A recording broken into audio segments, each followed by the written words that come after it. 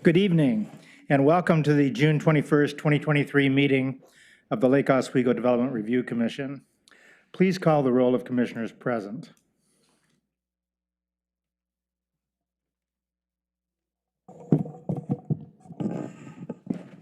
Arthur.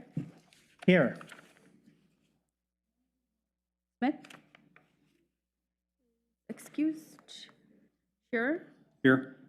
Poinsett. Here. Sangri. Excused. Lyons. Here. And Deuce. Here. Thank you very much. The meeting will now come to order. We have a quorum. Our first item of business is review and approval of the minutes of the June 5th, 2023 meeting of the DRC. A draft set of minutes have been circulated to commissioners in advance of tonight's meeting. We've all had a chance to review them. Commissioners, are there any changes or revisions to the draft minutes? If not, is there a motion? So moved. Second that motion. A motion has been made to approve the minutes as submitted and seconded. All in favor indicate by saying aye. Aye. Aye. Any opposed? Any abstaining? Very good. The minutes of the June 5th, 2023 meeting are approved as submitted. Our next item of business relates to approval of the findings for LU 23-0005, which was a request for a modification of a conditional use permit and development review permit to construct a new middle school in Lake Oswego. The major variances were requested to the bicycle parking and fence screening standards. Also requested was the removal of 52 trees. As you may recall, this site is located at 2500 Country Club Road in Lake Oswego. We've had circulated to us in advance of tonight's meeting the draft findings on LU 23-0005-047. Are there any changes, commissioners, to the draft findings? If not, is there a motion? Commissioner Lyons? I would move to approve to adopt the draft findings. Commissioner Scherer? Second. Thank you. Let's take a roll call vote on these, please.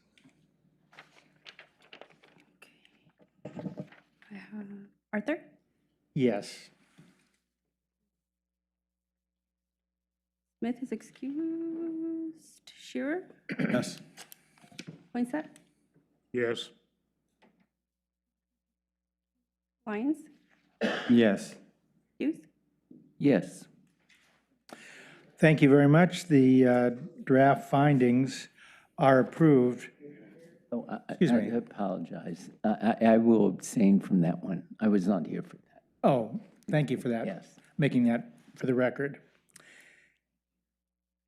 The draft findings, nevertheless, are still approved for LU 23-0005, with one commissioner abstaining.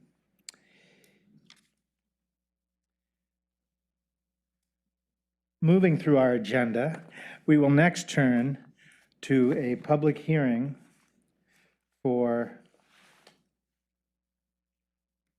LU 22-0059. Now, this is a request by the applicant for a development review permit in connection with construction of 23 townhouses. It includes a minor variance request to reduce the required rear yard setback from 25 to 20 feet for certain units, designated units D16 through D23. It also includes modification of LU 18-0024, which was an application that was previously approved for this 23 townhouse lot subdivision for this site. The modification is to decrease the mitigation tree planting size and shrub size. Also requested is a major variance to reduce minimum landscape planting sizes from 2 gallon to 1 gallon for shrubs and from 3-inch caliper to 1.5-inch caliper for trees. And then finally, The application includes removal of an additional 5 trees for development purposes. And we will now open the meeting. City Attorney Boone, would you please lead us into the public hearing on this item? Thank you, Mr. Chair. The public hearing process will be as follows. First, there'll be a presentation by staff, then testimony by the applicant, up to 20 minutes. Then testimony by parties in support of the application, followed by testimony by parties opposed to the application, and finally, testimony by those neither for nor against the application. Individuals will be allowed up to 5 minutes. Any person in attendance may cede his or her time for testimony to another person, except to the applicant. But in no case shall any person's testimony be increased to greater than 10 minutes. Recognized neighborhood associations, homeowner associations, government or government agencies, or other incorporated public interest organizations will be allowed up to 10 minutes. And I just want to call out the attention to the timer clock at the testimony table. It'll go green, it'll count down, yellow is 30 seconds left, and red is time up. These time limits do not include time spent responding to questions from the commission. Testimony by attorneys, representatives, and witnesses on behalf of or which are part of the presentation by a person shall be counted within that person's time limit. It's assumed the persons are testifying on their own behalf unless they expressly identify the recognized neighborhood association, homeowner association, government or government agency, or other incorporated public interest organization they're representing. After testimony in favor, opposed, and neither for nor against in the applicant's rebuttal, up to 5 minutes. And then commission deliberation, if we get to that point, although I believe we already have a written request to continue the hearing. So Yes, I we won't get to noticed that in the materials. Okay, we'll cover that at the next continued hearing. As stated in the public notice, the deadline for submission of written materials was noon today. No written materials may be submitted to the commission tonight. Any person may request an opportunity to present additional written evidence by requesting a continuation of the public hearing, and as indicated, we have received already a written request to continue the public hearing. This land use request is to be based upon the applicable criteria and standards. The staff report lists the criteria and standards that were identified by staff as applicable to the request, and it was available online and from the planning department. Testimony and evidence must be directed towards the applicable criteria. We ask that you specifically identify to the commission the criteria or standards you're addressing so the commission may consider your testimony in relation to the criteria or standards. If you do not identify the criteria or standards you're addressing, the commission is not obliged to guess which standards or criteria you're testifying about and may not consider your testimony in its decision. Failure to raise an issue accompanied by statements or evidence sufficient to afford the commission and the parties an opportunity to respond to the issue precludes raising the issue to the City Council and the Oregon Land Use Board of Appeals based on that issue. The failure of the applicant to raise any constitutional or other issues relating to any proposed conditions of approval with specificity to allow the commission to respond to the issue precludes an action for damages in circuit court. A potential conflict of interest is declared on behalf of each of the DRC members to the extent of their business or employment, which each will identify. Unless declared otherwise, the respective DRC members not have a present, known, or anticipated future business relationship with the project or the applicant. It's possible that a future business relationship could arise in the initiation, design, construction, or maintenance of the project through either the employment or business of the DRC member personally or through a relative as defined in ORS 244-020. At this point, I would ask the commission members to please declare if you've had any ex parte contacts, including a site visit, if you have any bias on the application, any financial conflicts of interest to declare, and please state your business or employment. Commissioner Dews. Yes, I'm John Dews. I am an architect. I have not made a specific visit to the site. I do not have any ex parte contacts, any bias, or any financial conflict. Thank you. Commissioner Poinsett?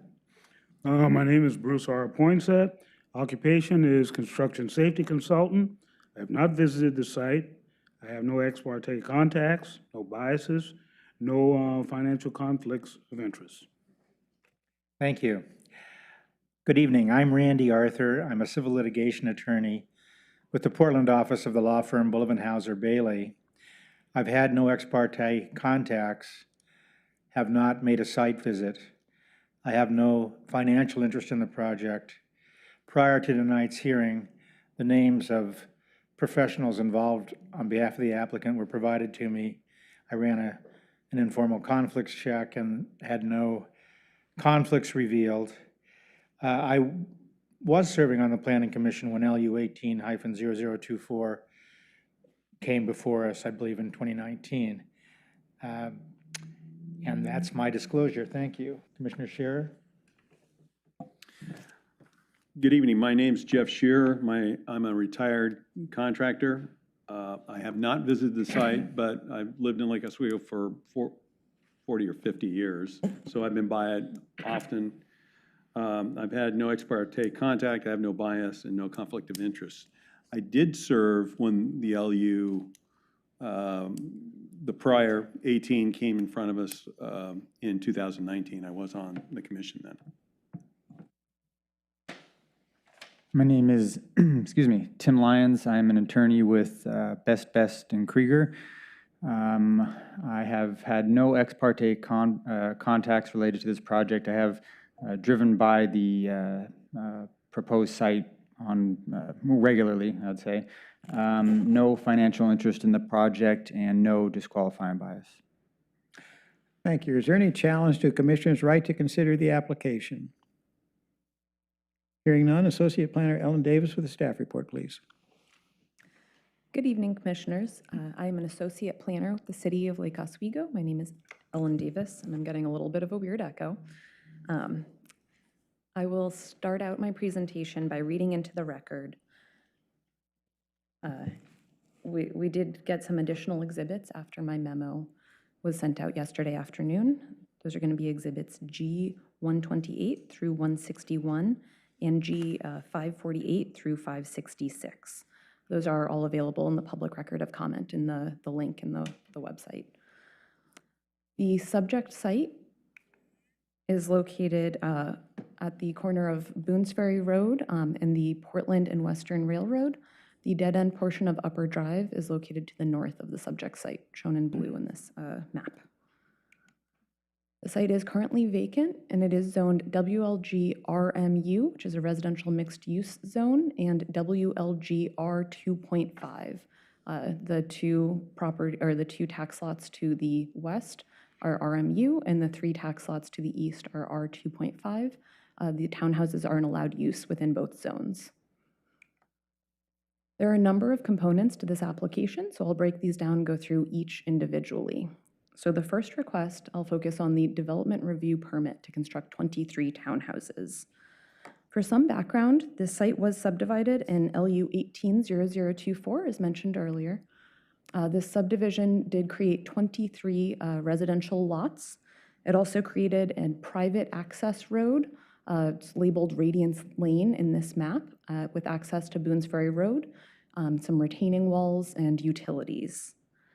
The number of lots, their locations, and the open space tracts, everything about that subdivision is not proposed to change with this request. So during LU 18-0024, during the creation of the lots, traffic was addressed at that time. Traffic is not applicable to the current application. The lots were already created. At this point, we're just looking at the architectural style of the townhouses proposed on these lots. So the architectural style doesn't inform the traffic generation of the use.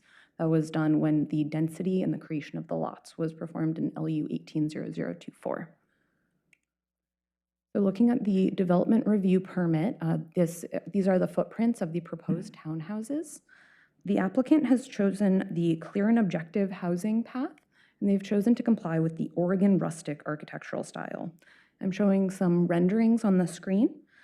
The Oregon rustic clear and objective housing path is very prescriptive. I'm not going to bore you all with all of those details. They are found in my staff report. They include 2-inch trim on windows and 16-inch eaves. They're very down into the weeds. But staff did find that the proposed architectural designs comply with the requirements of the Oregon rustic style as specified. Therefore, staff recommends approval of the development review permit for the design of the townhouses. So I put a little check mark there. I'll use this as we go through all of our requests. So next I'll talk about the minor variance to reduce the required yard setback from 25 to 20 feet for units D16 through D23. These are going to be the units shown in green in the map in front of you. They front on the private road and they back to the railroad. The requested variance is to reduce the rear yard setback from the railroad, from the southern property line. And there's a little bit of a complication with that southern property line. There is a 6-foot public right-of-way directly south of this site. It has not been vacated at this time. So this is where it gets a little bit confusing. I have structured my recommended conditions of approval, condition A1, to essentially look at the southern property line at the time of building permit issuance, because we don't know if the vacation will occur or not prior to building permit issuance. So we'll measure that setback at the time that the building permit is ready to be issued. And the 20-foot setback measured from that south property line is shown without vacation with that really dark red line, and with the vacation, it's shown with that blue line. So depending on whether that vacation is approved by the city council or not, that's where the two lines of the 20-foot setback would fall with the proposed minor variance.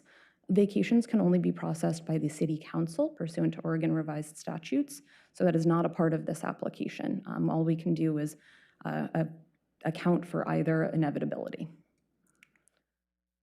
So these properties are separated from the nearest properties to the south by over 250 feet. There is that 6-foot right-of-way that may or may not continue to exist. There's also a railroad right-of-way and the lower drive right-of-way to the south of the property. This large right-of-way is, there's vegetation within the railroad right-of-way currently. There's also a pretty significant grade change, with lower drive being much lower elevation and the subject site being a higher elevation. Between that elevation change, the vegetation, and that distance, staff finds that all of the criteria for approval of the minor variance are met with the application and recommends approval. So we're recommending approval of that one, and now we'll move on to decreasing the size of the mitigation trees. So the mitigation trees in the Westlake Grove Overlay District and in LU 180024 are required to be 3-inch caliper at time of planting. That's measured 6 inches above the root ball, and it would be a 3-inch diameter. The applicant has requested that 8 trees be reduced in size to a 1.5 size. So in tract C, there are 4 trees that I've circled with red, and then in tract A, there are 4 trees that are also circled in red. The trees in tract C are within the root protection zones of existing trees that are proposed to remain. The trees within tract A are within an area of steep slope. And the applicant provides information about the sizes of those root balls and the holes that would need to be dug.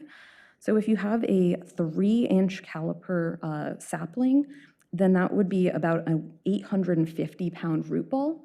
So that's going to be a much bigger hole being dug and machinery potentially necessary to place the sapling in that larger hole. With a 1.5-inch caliper sapling, it's closer to 250 pounds, which is more conceivably hand dug and hand placed, decreasing disturbance to the slope and to the existing trees to remain.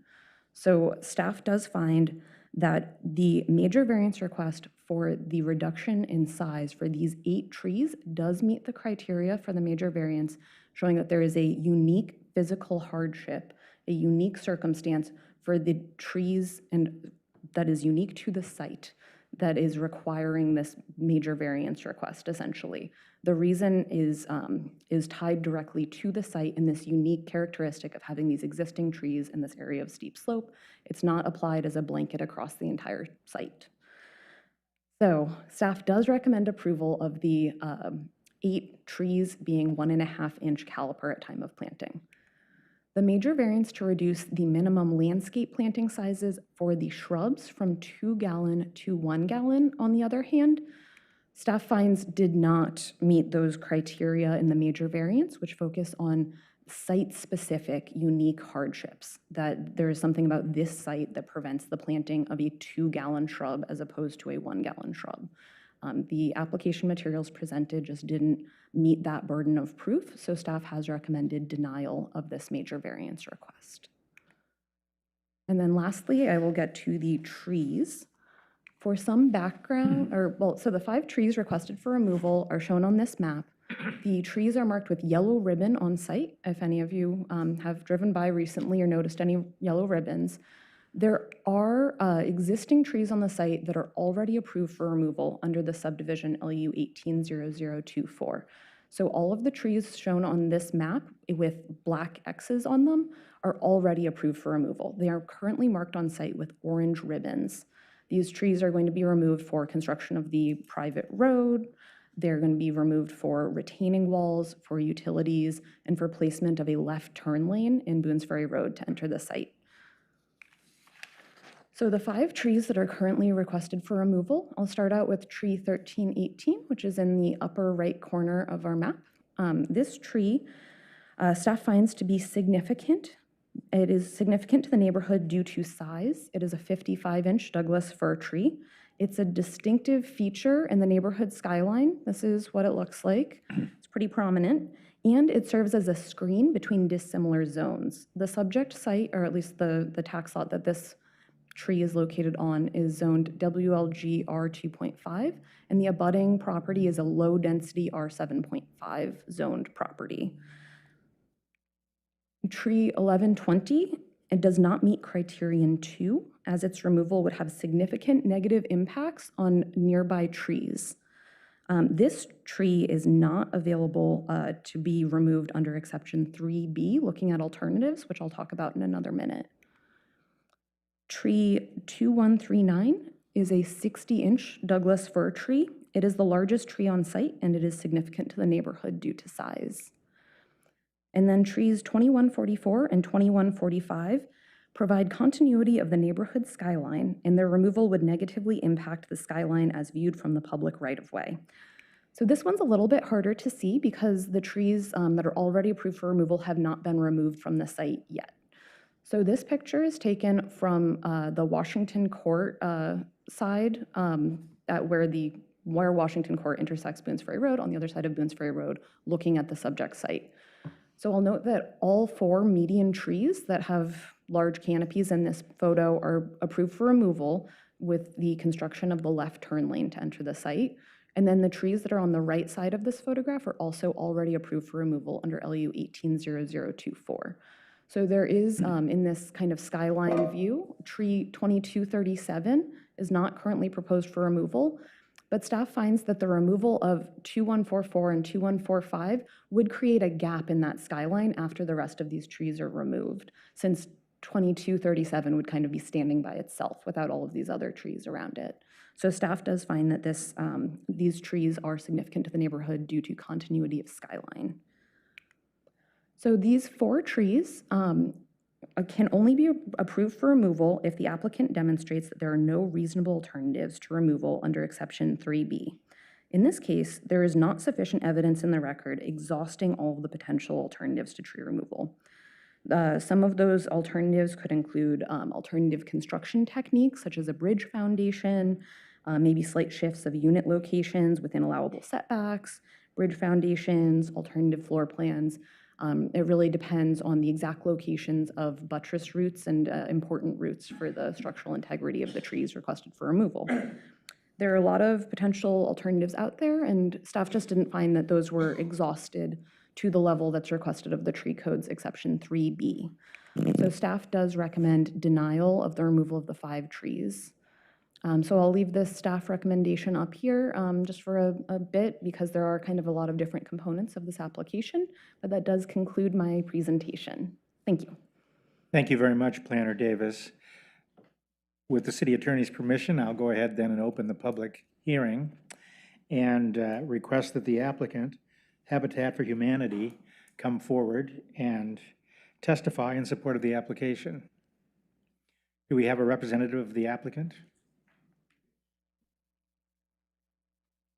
Good evening.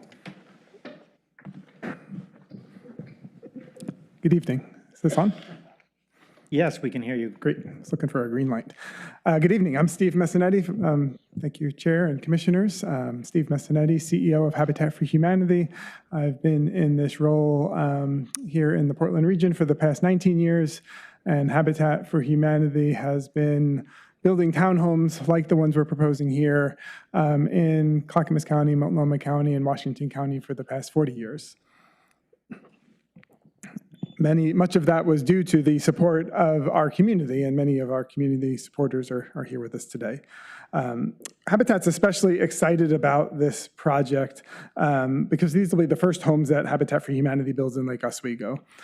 All Habitat homes are built to last because we know that the buyers of these homes are likely to stay in those homes long-term from our experience. And we are committed to ensuring Habitat homes are not just affordable to buy, but also affordable to live in.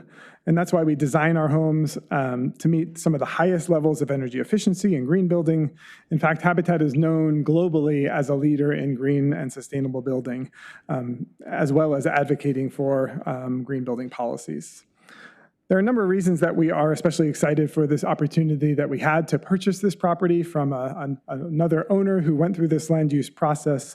As you know, it's no longer really affordable here in Lake Oswego for people with lower incomes, many of them who are teaching the children in our schools, who are caring for parents in our healthcare or our senior homes, or who are helping run local businesses that we enjoy in the neighborhoods.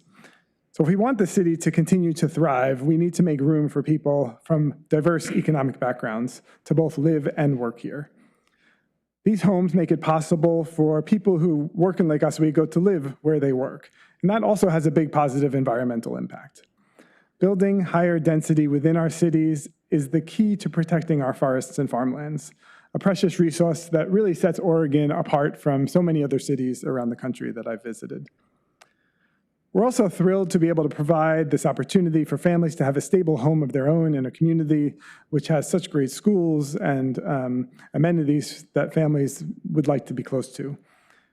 In addition to Habitat's selection criteria of targeting our outreach to people who have connections to the community, we also prioritize families with school-age children and families that have a family member with a disability.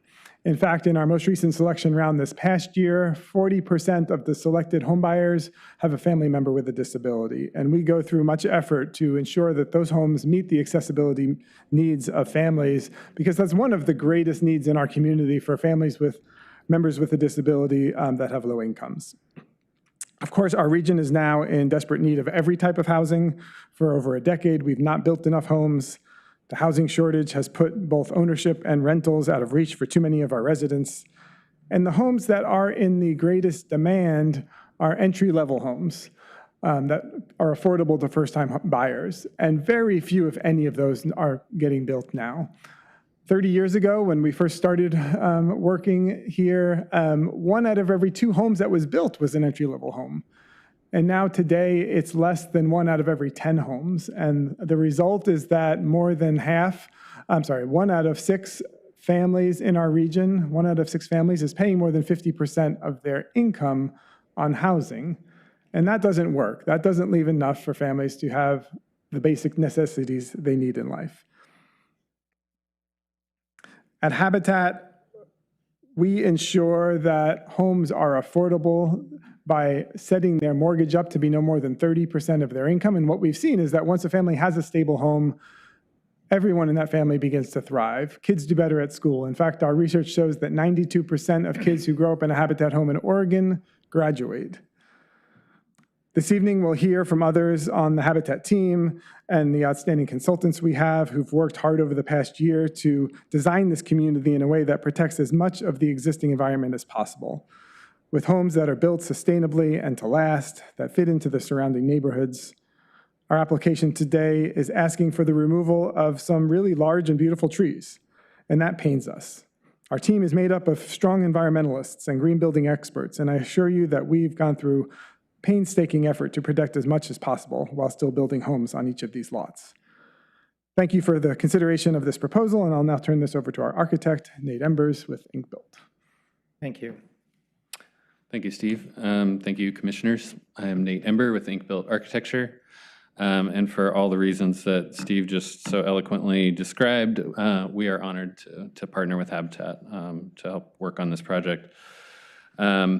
As you'll see, as you kind of saw and heard from staff's great presentation of the project, it's really designed thoughtfully, given the structure of the subdivision that was previously approved and in place when we came onto the team to support Habitat. We really worked hard to look for those opportunities and constraints, figure out how to bring accessibility and visitability for folks with disabilities to as many of these homes as we can, given the slopes of the site, which are challenging. But I think we really came to a design that is both highly compatible and, in line with the design standards of the district, and, really fits nicely with the neighborhood. And that is our goal, including, kind of friendly front porches that face the public streets, materials that are really highly compatible, like lap siding and board and batten siding and shingle siding, and kind of the roof overhangs in the style that fits nicely within this kind of naturally landscaped community. We work to prioritize parking, getting as much ample parking as possible beyond the minimum requirements of one per home. So as many homes as possible have garages as well as on-grade driveway parking. And that is to limit impact, of just traffic to the surrounding neighborhood, and to, really accommodate livability for this community. So, and then as Steve talked about, getting visibility to these units, even though they're multi-level units, we really strove to make these main levels from the access from the public sidewalk have kind of accessible front entries for visitors and home potential, occupants wherever possible. Worked within the site. Sorry, get the back button. I don't know. There's a laser, isn't there? There's some kind of shared public gathering spaces tucked into these natural areas and landscaped areas within the site, and those are really kind of amenities for the neighbors to gather. And then our wonderful landscape architect worked hard to ensure that everything that she designed, is compliant and in line with the district's design standards, employs natural groupings, native drought-tolerant plants, large native evergreen trees, and a variety of complementary trees for color and interest. There's a 15-foot buffer along the east and south sides that also have kind of tall screening shrubs and evergreens. And as described by staff, the variances proposed are really to address installation access, availability, and plant health issues, while maintaining the intent of the design standards so that it results in a thriving, high-quality, compatible landscaping. The plantings were all selected thoughtfully to think about sight lines, safety, visual screening, privacy, layering, erosion prevention, and compatibility with existing mature trees. We think that altogether, the design strives to make the project as compatible with the natural and built context surrounding the site and add to the quality of life that makes this such a wonderful neighborhood. And with the exception, with one small adjustment to height that occurred during our work with staff, the design otherwise, really complied, and it was a smooth process. We really thank Ellen for the helpful feedback and kind of explanations along the way that helped us succeed. And yeah, next I'd like to hand it over to Lee Armstrong, the project manager for Habitat. Thank you. Thank you.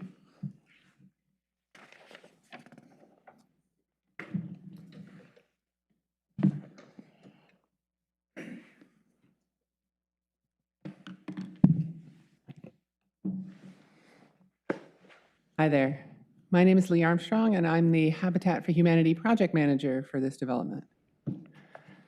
There are 4 words that I'd like you to hold in your mind as you think about the homes that we'd like to build here. And those 4 words are affordability, accessibility, community, and environment. As we all know, affordability isn't just about our mortgage payments. Habitat keeps homes affordable through energy efficiency that keeps monthly bills low, and these homes are designed to exceed the Earth Advantage Platinum standards of energy efficiency. Affordability is also about designing a home with no wasted space. Our 3-bedroom homes are just 1,300 square feet, and our 4-bedroom homes are just 1,500 square feet. but we put in a lot of effort to ensure that there's plenty of room for a family to sleep, eat, work, study, and play. Lastly, affordability is about constructing homes that are solidly built and easy to maintain out of materials that will stand the test of time, because we know our families stay in their homes for the long term. Accessibility for Habitat means creating homes that include everyone in the community. Habitat is very proud to have achieved 100% visitability and 65% ADA accessibility for these future homes. If you're wondering what visitability means, put simply, it means that the common spaces in the home, the living room, the kitchen, the dining room, can be accessed by someone who needs a mobility aid. Visitability means that your family member who needs a walker can be there for Thanksgiving dinner. It means that your child's classmate who uses a wheelchair can visit for a birthday party. For Habitat, community means fostering our interconnectedness with our neighbors. This property was allowed up to 29 homes, but we're building just 23. This reduction allowed us to create multiple large community green spaces that are open to both Habitat families and to their neighbors, for a morning run, for kids to play, for family walks after dinner, or for quiet contemplation. My last word is environment. We know that all development has an environmental impact. We all know that a bunch of folks have strong opinions about whether we should even be building new homes, or whether we should be cutting down certain trees to do it. But we want everyone, especially those folks, to know that Habitat has prioritized the long-term environment of Lake Oswego in our design for this project. Our plan calls for removing all of the invasive plants, and particularly the ivy and the blackberry, that are spreading across and choking the property. We are planting 121 new native trees and well over 1,000 new native shrubs. We've designed the entire project to meet Backyard Habitat Platinum standards. The site plan was designed to preserve as many trees as we could, and those that are taken down will be repurposed as nurse logs and as seating in the open spaces. We're doing this because we don't only care about habitat for people, we also care about habitat for insects, for birds, and for the other wildlife that will flourish in this restored native environment. I want to thank you all for coming out to engage with our project this evening, and I'm going to hand this off to Ken Sandblast, our esteemed land use consultant. Good evening, Ken Sandblast. For the record, do I need to give my mailing address? Is that not necessary? Okay. Ken Sandblast, land use consultant working with Habitat. Want to talk a little bit, first of all, thanking the staff for the effort that they've put in. I think a couple of people on our team already acknowledged we've been working with them for over a year while we've worked to try to fit these homes onto these lots. This site is, for those of you that acknowledge that you were here when this got approved, it's got some slope to it.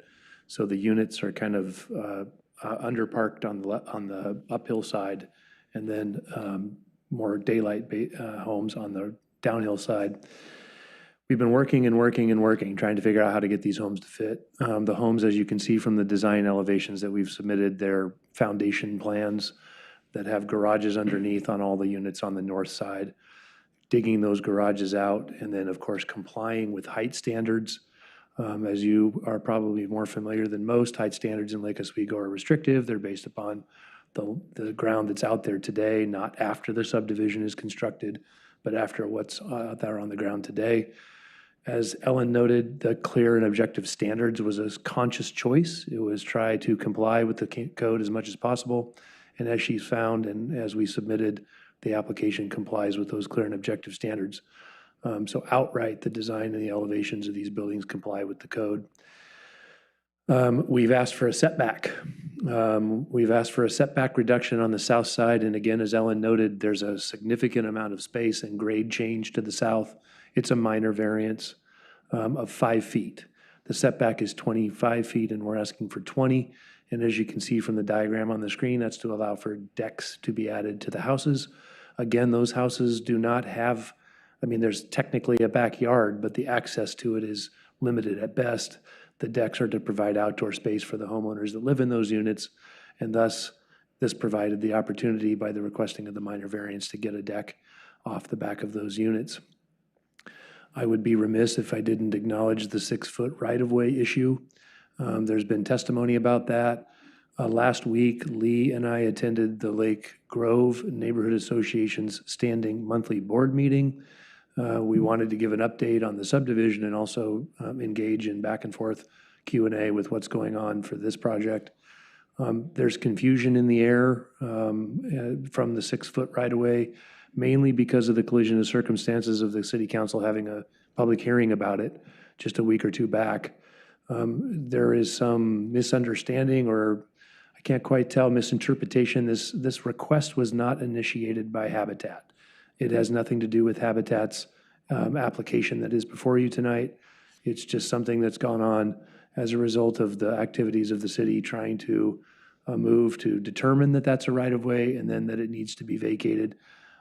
I don't know the history of exposing it to the city council and all of that decision-making. I just simply want you to know that this has nothing to do with this application, other than now, as Ellen noted, a condition of approval that talks about, prior to building permit, making sure that the buildings on the south side, the same ones that have the minor variance request for the setback, making sure that those comply at the time with what the south property line is. So if that 6-foot right-of-way is vacated between now and building permits, then you'll be as you see on the screen. If not, then everything will slide north 5 or 6 feet, and as per the condition of approval, which we accept at this time, that's fine. We understand the circumstances, although again, I emphasize we didn't have anything to do with this. This is just something that was independent. It wasn't part of this application, and it hasn't been to this point. I mean, not until this point. The subdivision, I think Ellen did a good job. There is no density questions on the table at this time. This is simply about the building design and anything associated with building the buildings. Again, in the interest of trying to provide some clarity, tree removal, and Ellen touched on it, tree removal for the subdivision in Lake Oswego, and again, you're probably more familiar with this than most, tree removal in Lake Oswego is done in 2 steps. The trees that are approved to be removed associated with the subdivision, which is, as Ellen noted, already been done, and the trees are marked. The subdivision, the tree protection fencing is up, and the subdivision construction is going to start in the next week or two. Those trees are approved at that time, which at this point was 4 or 5 years ago. Now, in Lake Oswego, you come back and you ask for consideration of any trees that might be necessary to be removed at the time of a building permit. Because this is a design review, because this is a land use application in front of you, you're seeing the tree removal now. These are smaller lots than a standard single-family detached home with 30-foot setbacks and 25-foot setbacks. These are lots that are 1,500 square feet, even smaller in some cases. So again, we worked very hard to get the site design to fit all of this. And the result is, as has been noted and as in our materials, 5 trees. So we have analyzed this. We've spent time thinking about this. We've analyzed the site. We've gone out and done trenching. We turned in our permit to remove these 5 trees about a month ago, plus or minus. And in the meantime, the staff report got issued. When we got the staff report last week, we spent the last week analyzing it again. We've met multiple times in the last week, and we went back out and looked at it again. And now we have some additional material. We're glad that there's been a continuance request. We would like to provide that material. We were unable to get it into the record by noon today. But what it basically says, and I want to make sure it's clear, we requested 5. We are withdrawing one of those 5. So the one that's withdrawn, and I don't know, maybe, 1120. I know that isn't there a picture up here? There is. If you Someplace go up here. I don't know how to move to this. Uh-oh. I'm doing something wrong.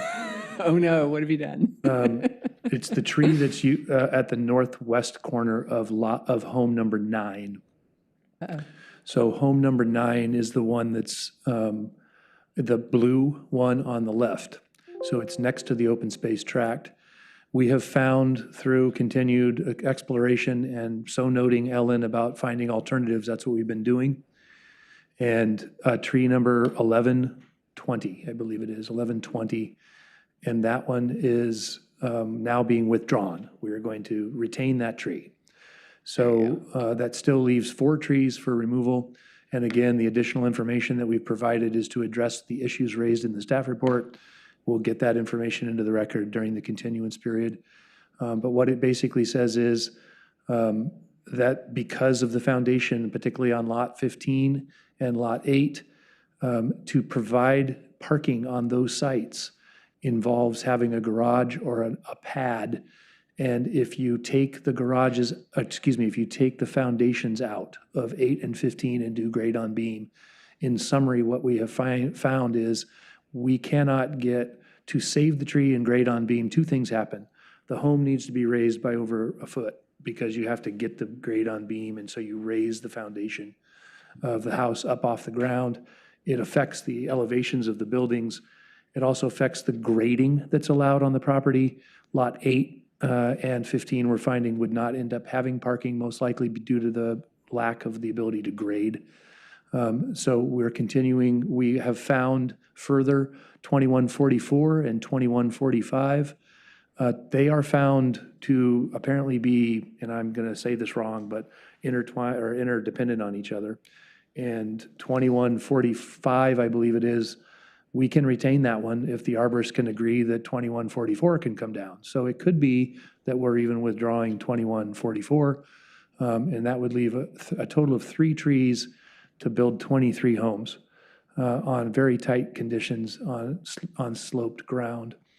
So that, in a nutshell, is the trees. And again, we have additional documentation that we'll provide that is covering this architectural habitat, as Lee and Steve said, have some very specific homeowner features and needs. And so those are all covered in our additional material. Thank you. Your time is up. Do you? Nope, I'm have a sorry. concluding- I was thinking I had 40 left, not 40 over. So sorry about that. If you have a final sentence you want to. I would just say that in summary, we would ask for your support. We believe that this project meets the criteria for building this project. And with the tree removal, by reducing at least 1 and likely 2 trees, if the arborist agrees, that we would hope that you would support this project. And Thank we'll you. answer any questions you have. Yes, we may have some. Commissioner Shearer?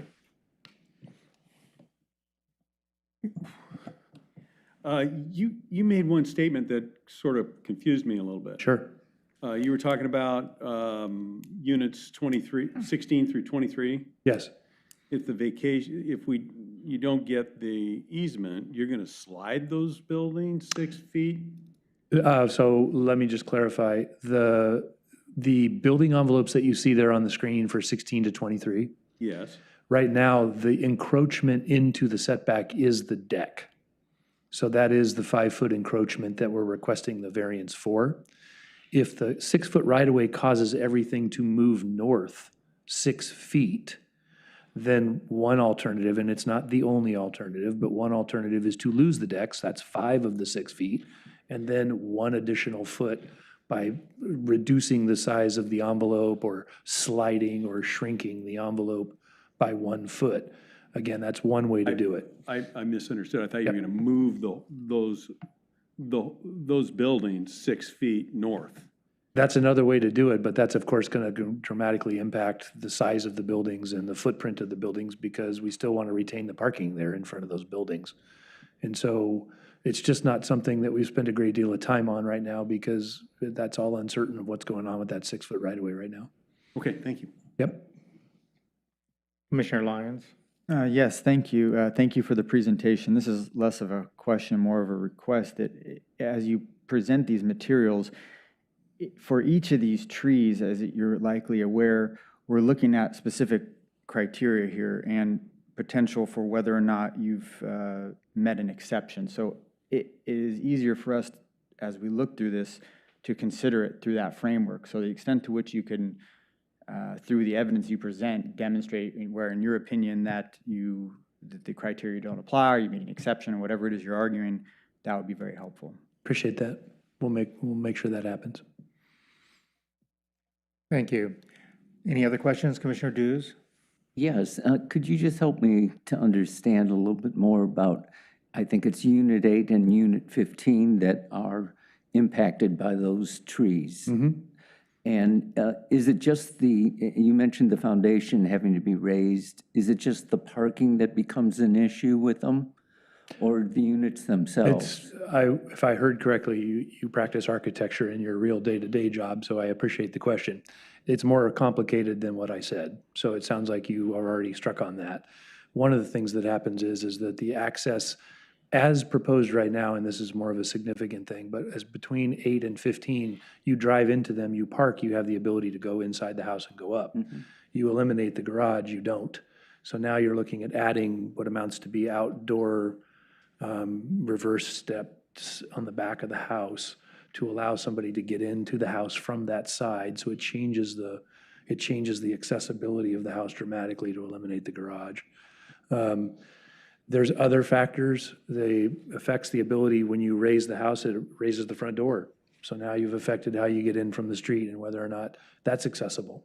And so there's a ripple effect, I guess is the fastest way to say it. And if you have more detailed questions, I would definitely invite Nate back up because he would be the guy that could answer that. Yeah. Any other questions? Could you comment further and provide additional clarification on your application to reduce shrub planting sizes from 2 gallons to 1 gallon? What brought that request about? The linkage to both the mitigation tree size, and thank you for asking the question because I wanted to clarify that, and the shrubs is simply the cost of doing that and the viability of them surviving after they're planted. And that means both the 3-inch trees and the 2-gallon shrubs. There's a cost, of course, associated, as I think Ellen did a decent job of summarizing, 850 gallon, I mean, we've talked about all that in our details, 850 pounds. Again, this site has slope, so it gets very complicated to get to places to plant trees that size. Shrubs are not readily available in 2-gallon sizes. They have to be hand-grown. Then they have to be hand-tendered after they're planted to make sure that their survivability goes up. And so these codes that apply, that create these standards are coming because the Westlake Grove, and you guys may know this already, but the Westlake Grove Design District standards are very prescriptive. They're not only prescriptive for the buildings, which we meet, but they're prescriptive for replantings, and they're prescriptive for buffers and 15 foots and all that. And so the 3-inch caliper tree size is only in the Westlake Grove District. It is not in the remainder of the city. The remainder of the city, and you've got some testimony from public comments on that, about 1.5 inches. Just to clarify, of the mitigation trees that are being replanted, only 8 are being requested, and we're planting 57 mitigation trees as a result of the subdivision.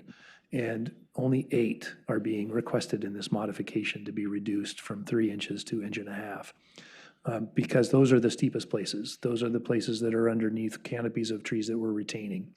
And so I think, again, Ellen did a nice job of highlighting that with the diagram that she had up on the screen. The shrubs, of course, they're not necessarily on the steepest ground or whatever. They're planted over the whole property. As Lee said, we're planting 1,000 shrubs out there.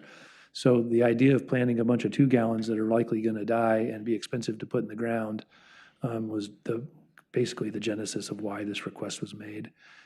Again, Habitat is not a for-profit builder. They have to be sensitive to what they're doing, and 1-gallon shrubs result in shrubs being grown on the property.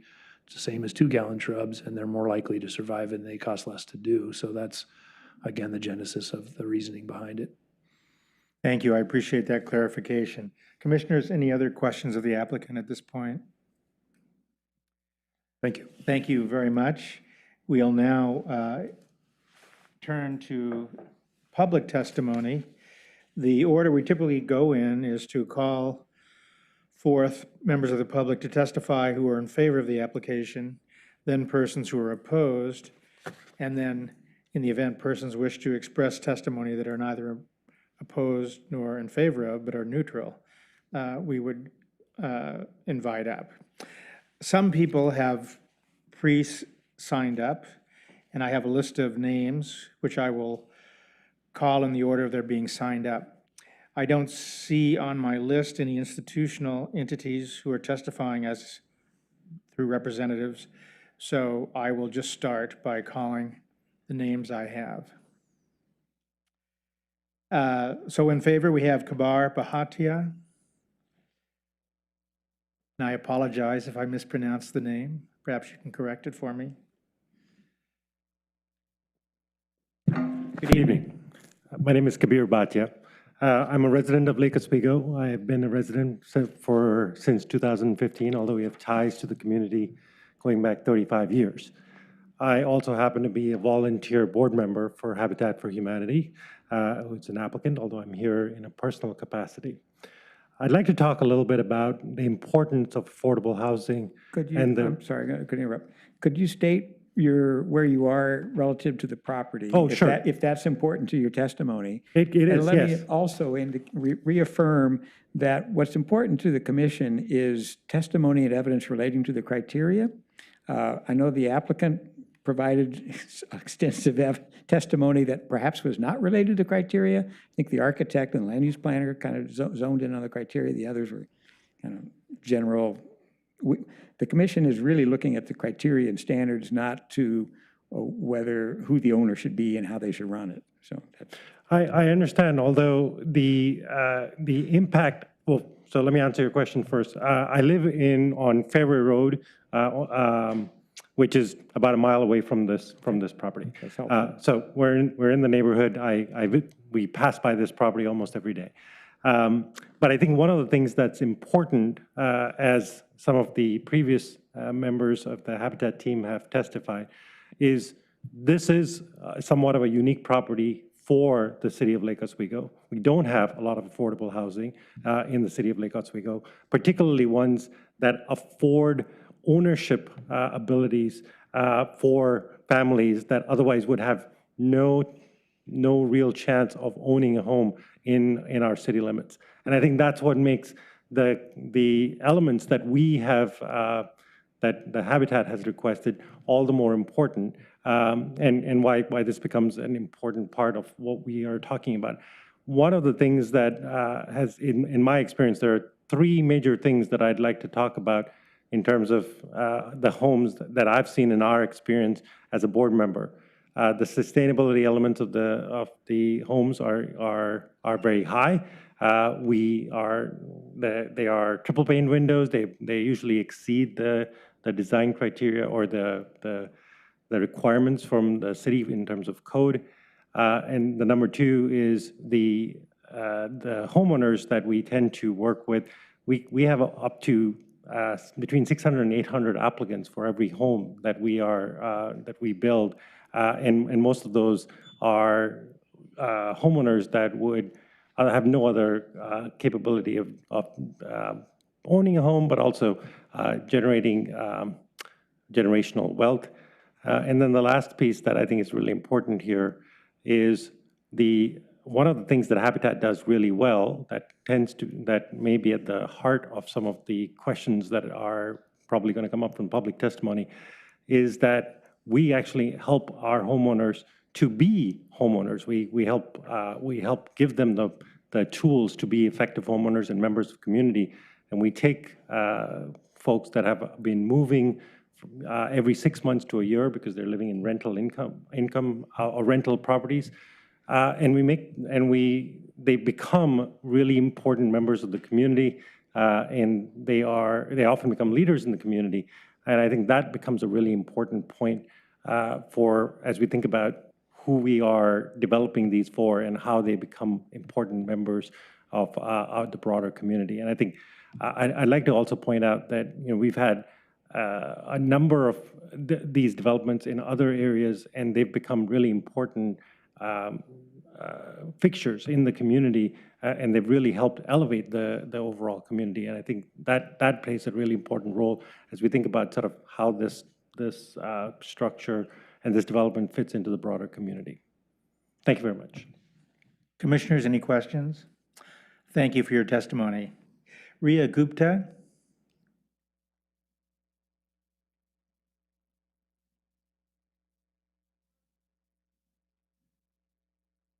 Good evening. Hi, my name is Ria Gupta, and I am an incoming junior at Lake Oswego High School. My family and I lived in Lake Oswego for almost 8 years after moving from Santa Monica, California in 2015. I'm here to testify for the Habitat development, and I think there are many reasons why our community will thrive because of it.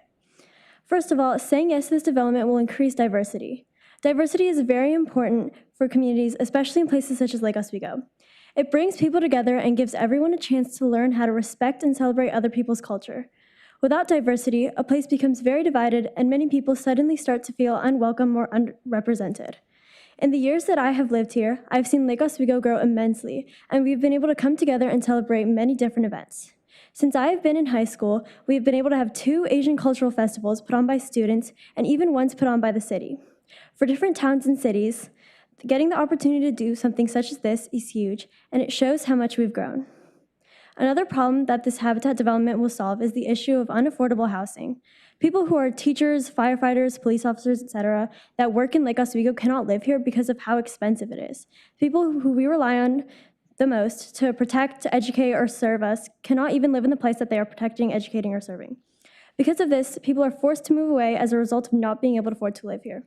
I've experienced this with multiple of my friends, and all that expensive housing does is break up communities and creating less room for diversity.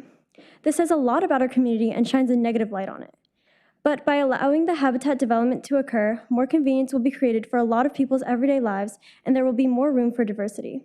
Living in Lake Oswego should not be an opportunity. It should be a viable option for anyone, and this development will secure this for a variety of people. Thank you. Any questions? Thank you very much, Ms. Gupta. Victor Milan Simpkins.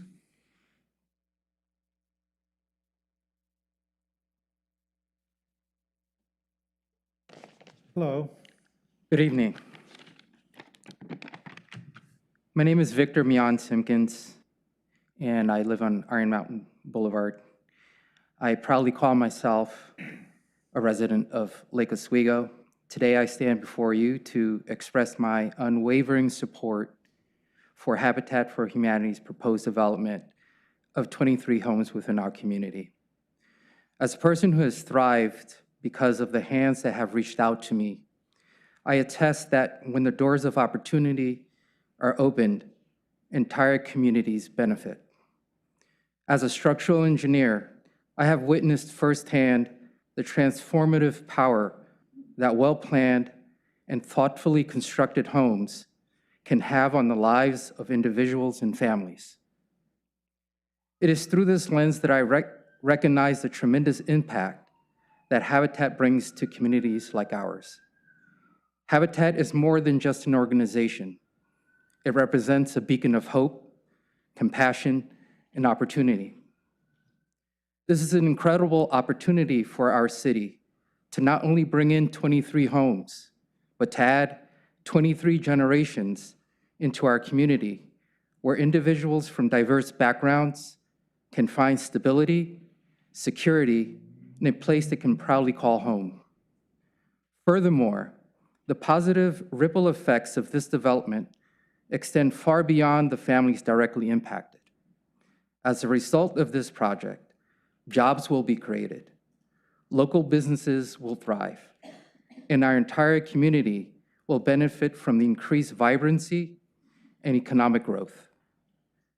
It is an investment in our collective future, a testament to our values of compassion and fairness. I urge the Commission to consider the profound impact that this development will have on the lives of individuals and families in our community. Let us embrace this opportunity to support Habitat for Humanity and join hands in building a stronger, more inclusive Lake Oswego. Thank you for your time and consideration. Any questions? Thank you for your thoughtful testimony. Scott Smith.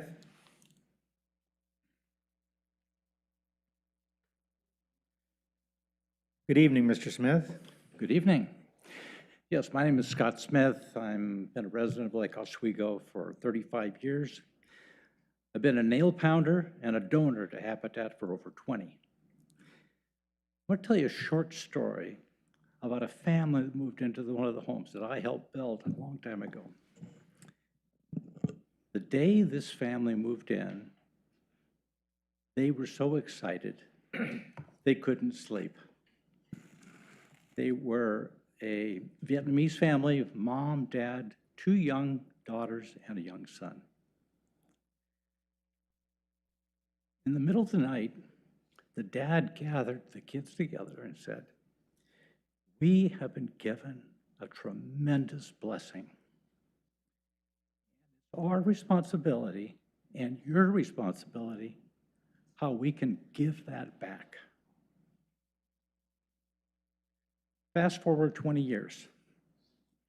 One of the girls is a nurse, one is a social worker, and the son is a Portland police officer. That family was transformed. That's why I believe in Habitat. It transforms lives and it benefits our community. I look forward to having 23 Habitat neighbors. Thank you. Thank you for your testimony.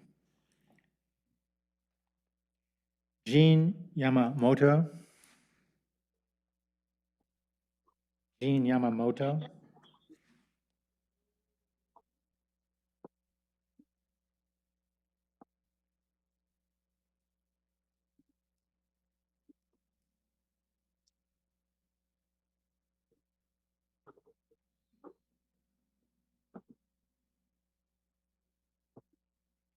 She's appearing via Zoom.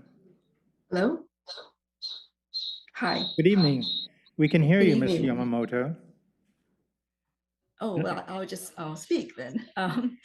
My name is Jean Yamamoto, and I'm a resident of Lake Oswego, and I'm here to speak in favor of Habitat for Humanity's development permit to build 23 high-quality, energy-efficient homes. 45 years ago, I was a first-time home buyer in Simi Valley, California.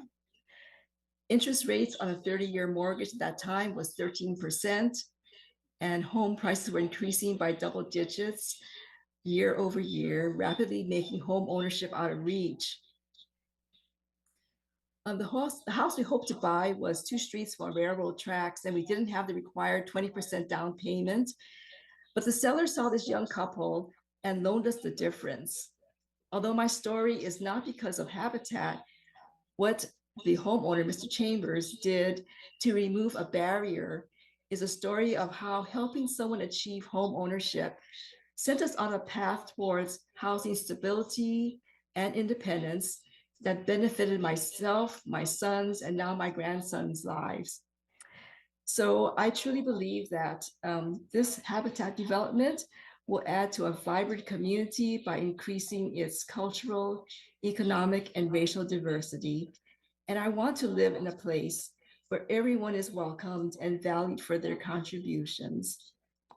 Thank you very much for this opportunity to testify in support of Habitat for Humanity's project in Lake Oswego, and a chance to change the lives of 23 families and future generations. Thank you. We appreciate you taking the opportunity to testify remotely. Any questions for Ms. Yamamoto? Thank you very much. William Hunting.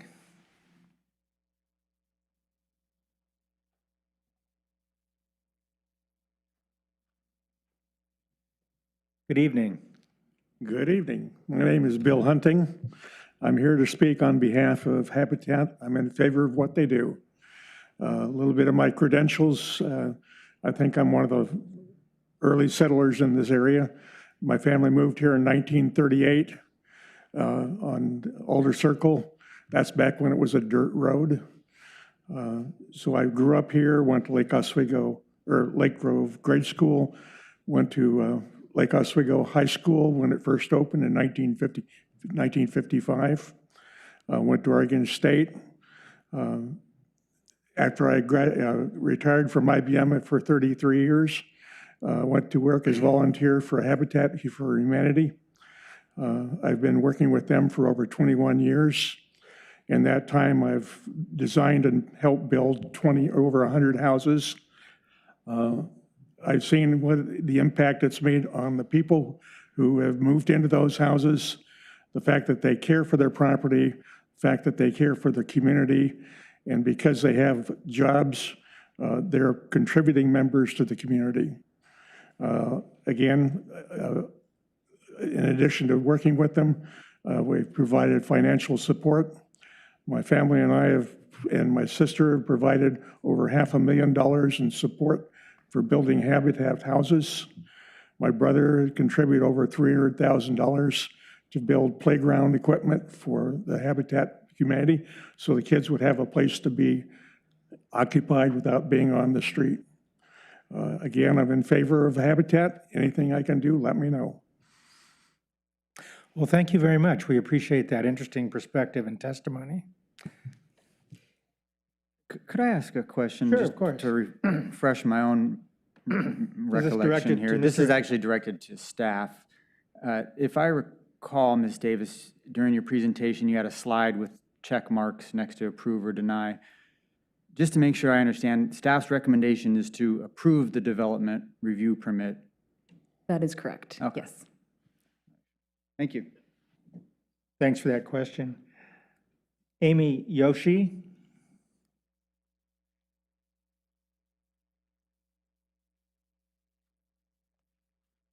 Hello. Hello, good evening. My name is Ami Joshi, and I'm a resident of Lake Oswego. I'm here to speak in favor, and I know that we've heard a lot of the same messages, but I do want to just offer a unique perspective. I'm a supporter of Habitat, as well as the board president of Lake Oswego's Hunger Fighters Food Pantry. And Hunger Fighters serves hundreds of Lake Oswego families who are food insecure, and lack of affordable housing significantly contributes to the prevalence of food insecurity in our community. So even though it's been approved as the staff recommendation, I just wanted to come and give that perspective and emphasize that research shows the profound impact that affordable housing can have on nearly every facet of life, including financial improvement, physical, mental health, increased academic achievement, and building intergenerational wealth. And so I encourage you to think about this. So many of us in Lake Oswego, including myself, are proof of the benefits of affordable housing. We are direct beneficiaries of previous generations. My parents had access to affordable housing, and therefore I am able to reap the rewards of their ability to pass down better access to education, intergenerational wealth, and other such benefits. So all in all, it's just a great effort and want to support Habitat's initiative. Thank you. Thank you for being here this evening, and we appreciate your work on behalf of Hunger Fighters. Mark Waller. Mr. Waller? Mark Waller? By Zoom. Okay, thank you.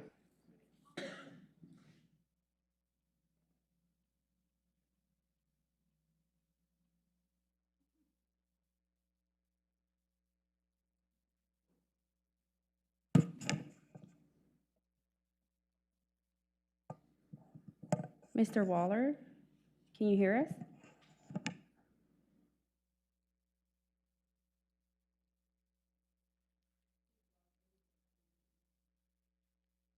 I'm sorry? Okay, we'll come back to him at the end. Neelam Gupta.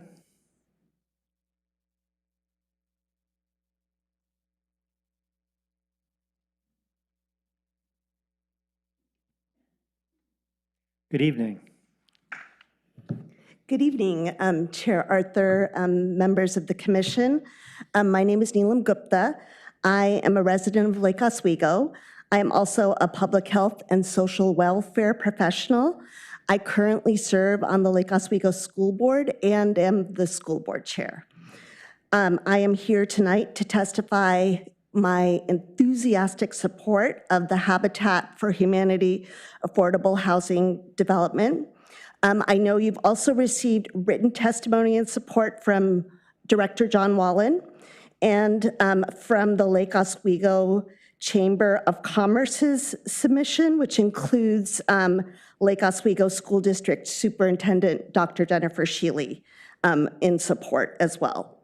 Habitat for Humanity Portland region has a stellar reputation of helping to create a region where everyone has a safe and affordable place to live. I am so proud that Lake Oswego is a community they have selected to build their award-winning, attractive, high-quality, energy-efficient accessible townhomes that they are known for. Unfortunately, the price of housing in the Portland metro area and Lake Oswego precludes people from moving here anymore who used to be able to do so. I moved here over 30 years ago as a teenager. My parents were attracted to Lake Oswego mainly for the beauty, safety, and great schools. If my parents were looking to buy a home in today's market with a school-age son, my brother graduated from Lake Oswego High School, and a daughter, me, about to start college, they might not have selected Lake Oswego as their home due to affordability concerns. We know that the zip code you live in determines your health. The stability of home ownership is transformational. Housing is health. Home ownership is linked to improved educational, health, and financial outcomes. And as you've heard others say, it creates generational wealth for new home buyers that allows home ownership. I'm here today to let you know that the Lake Oswego School District would welcome any new school-age children that would move into the new housing and wish to enroll in our schools. Lake Oswego School District's enrollment has remained right around 7,000 students. Since Habitat's application process favors households with children, the project will provide our schools with an enrollment boost with more students.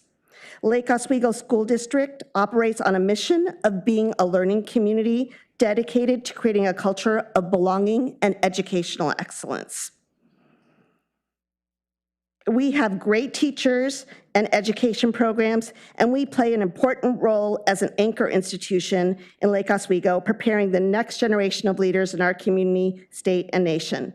Again, we would welcome any new students into our amazing schools.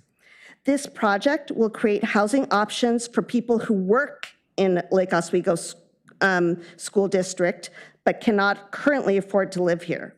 Some of the 850 teachers and staff who are employed by the district currently live within the area, and their children attend the Lake Oswego schools, but not all do, and I'm sure some would like to have the chance. This housing will provide more opportunities to support Lake Oswego School District's employees and their children to go to the schools. Lastly, the Habitat project aligns with the 4 pillars of our district's strategic plan: creating a culture of belonging, ensuring equitable academic outcomes, promoting health and resiliency, and teaching and practicing sustainability. Thank you for this opportunity to speak in support of this project that will add to the vibrancy of Lake Oswego. Thank you for your detailed statement. Any questions? Thank you very much, and thank you for your service on the school board. Thank you. Carolee Dennis.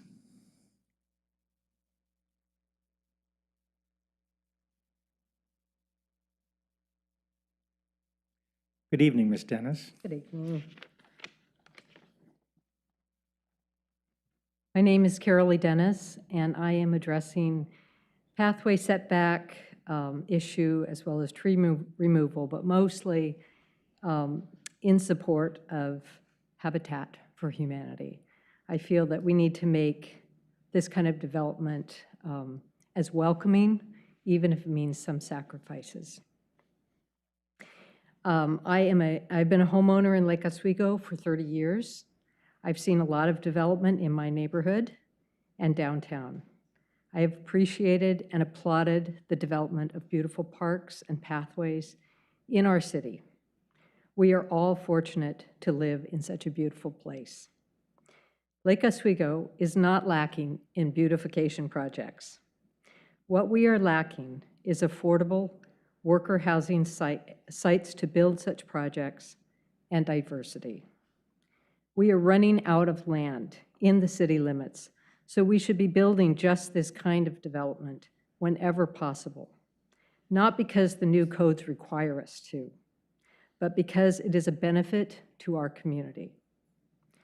Trees are one of the many things I value about Lake Oswego, but I live in a neighborhood that has seen much growth, and with that, trees felled without reusing the lumber or replanting native trees and native landscape to encourage backyard habitat.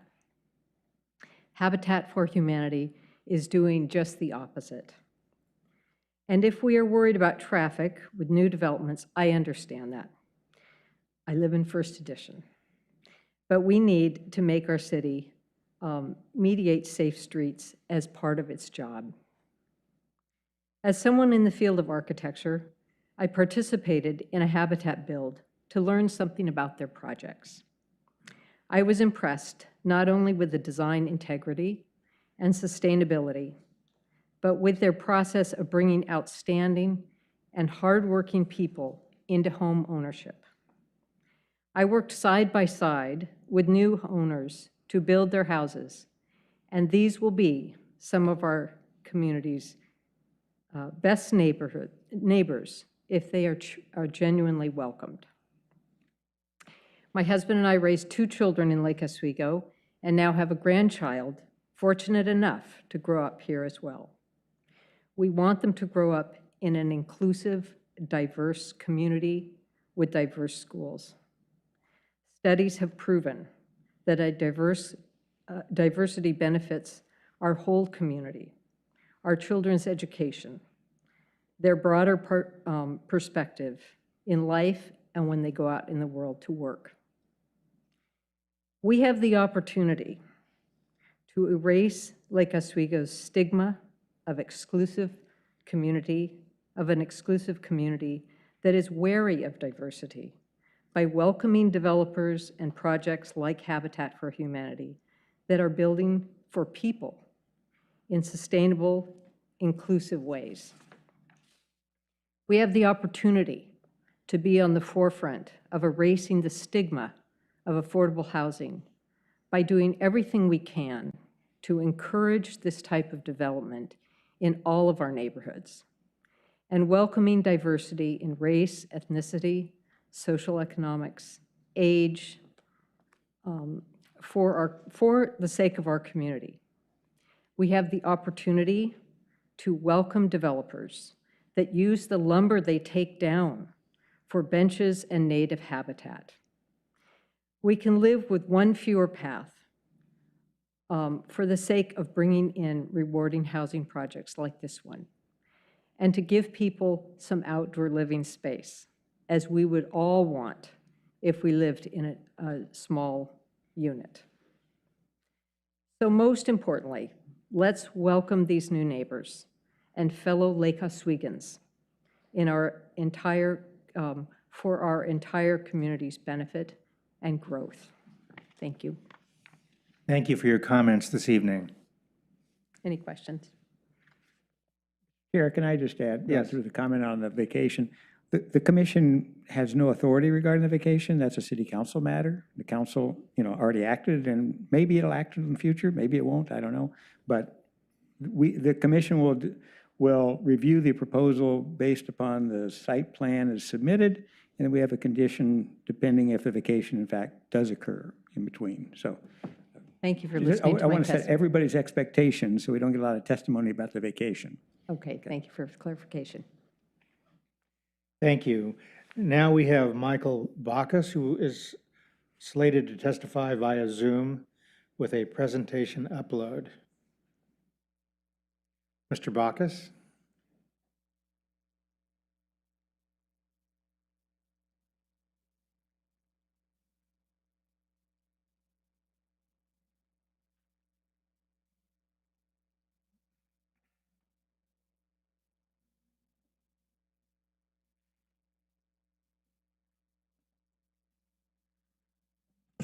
Mr. Bacchus, can you hear us?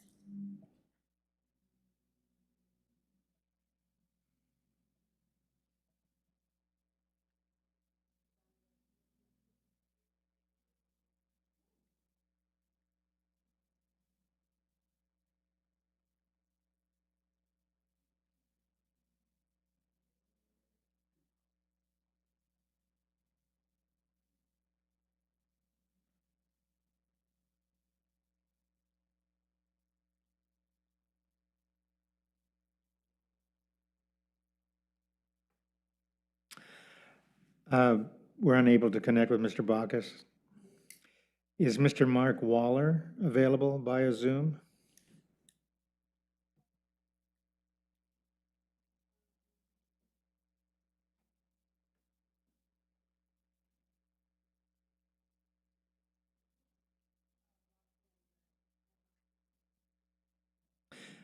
Very good. So neither Mr. Bacchus nor Mr. Waller are immediately available. Is there anyone else present this evening who wishes to testify in favor of the application? If so, please give your name to our administrator. I'm Terry Crawford. I sent you a submission early in this last week. Good evening, Mr. Crawford. Good evening. Thank you for allowing this. Of course. I'm Terry Crawford, and I live in Tigard, but don't hold that against me. I'm an active member of Christ Church Episcopal Parish just up the street. I've been a volunteer for Habitat for Humanity for 26 years. Like Scott, I'm a hammer swinger and was a site supervisor, construction supervisor for 26 years. I've helped build more than 60 homes and probably made sure that at least 150 people are now in homes. Also been a member, and I'm a member of the Habitat Faith Relations Committee. We're a group of people who represent the churches, synagogues, and mosques, and I want to underscore that, who donate people and money and talent to build Habitat homes. As a member of Christ Church, I've been a member of the Parish Outreach Committee. We hold an annual auction and we raise money for outreach. Habitat happens to be one of our outreach charities. We had our auction in April. The allocation of the funds was done 2 weeks ago. And Steve, I've got a check for $10,000 in the mail from Christ Church to Habitat. We believe that much in Habitat for Humanity. And oh, by the way, Lake Grove Prez is also a member of that committee, that relations committee. We build quality homes. In fact, professional construction people tell us that. I'm not just sitting here bragging because I've been involved for as long as I have. It's truth. We meet platinum, and you've heard that in terms of the ecology, climate stuff. The homeowners form homeowners associations when they get all moved in. That means they're looking out for the quality of their homes and the quality of their yards after they're in. So that kind of addresses some of the bushes and trees things, that they look after their neighborhood and they care because they put in hundreds of hours of sweat equity. They then pay a mortgage. We don't donate houses to Habitat people. They earn them. They pay a mortgage. They pay city, county, and state taxes as appropriate. They shop in this community that they live in, the stores and so on. So they are a source of revenue as homeowners in the communities they live in. That's important. And somebody's already mentioned the kids. They do better in school, they stay in school. I want to tell you two quick stories. One of them is, I think Steve mentioned the fact some families are paying 50% of their income to rent in shoddy homes, mold, shoddy builds, drug use, and so on. If they get into Habitat, they don't get to pay more than 30%. One story, one of the guys out in Hillsborough worked as a bus mechanic for the Beaverton School District. He took the money that he saved from his mortgage, went back to school and got a GED. He then went back to school and got an undergraduate degree. He then went back to school and got a JD from Willamette University. He's a lawyer. He was a member of our board of directors. That's what's possible with Habitat families, is that kind of work. Second story, I mentioned mosques and synagogues. Saturday is the Sabbath for Jews and Muslims, so they can't work on Saturday. Well, we normally have lots of volunteers on Saturdays. So we at Habitat have work days on Sundays for them. They come together, Jews and Muslims from Neve Shalom and Balil Mosque, and they work shoulder to shoulder, swinging hammers, building Habitat houses together. So nobody can ever tell me that we Christians, Muslims, and Jews can't get along. That's an absolute lie. I'm a witness to it. That's what we're all about. And we can argue trees and bushes and shrubs till it freezes over. The point is, this is about human beings. What are we doing to improve the lives of our fellow human beings? And excuse me for getting emotional, but I've put 26 years of my life into Habitat. It's God's call to me. And we need to approve this and get homeowners into these homes. Thank you. Any questions? Thank you very much, Mr. Crawford, from coming all the way from Tigard. And we appreciate your community service. Are either Mr. Bacchus or Mr. Waller connected by Zoom? And Mr. Bacchus, if you can hear us, you can go ahead.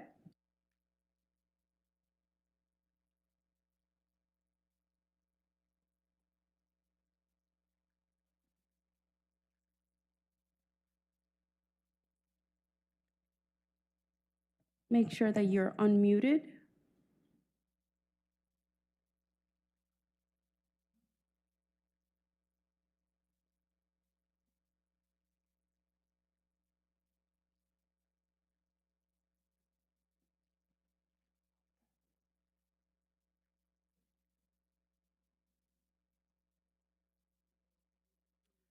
Okay, we're unable to effectively connect with Mr. Bacchus or Mr. Waller. Is there anyone else here in person tonight who wishes to testify in favor? If so, please give your name to our administrator. I have Linda Gonzini next.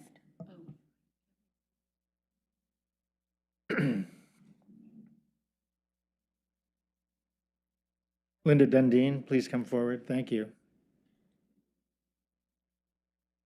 Good evening.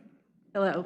Yes, I'm Linda Ganzini, and I represent the Board of Directors of the Lake Oswego Sustainability Network, who's here to share its strongest support for the proposed 23-home community plan by Habitat for Humanity.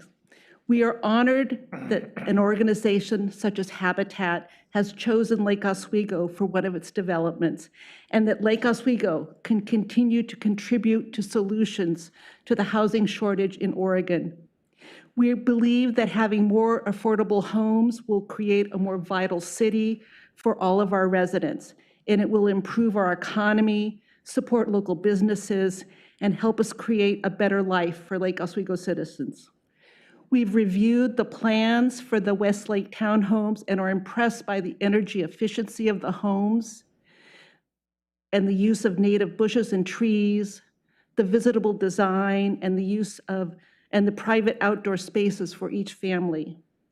We hope the additional 5 mature fir trees that were not included in the original approved plan do not need to be removed. We support the city staff's recommendation to request more information and look for alternatives that could save the trees.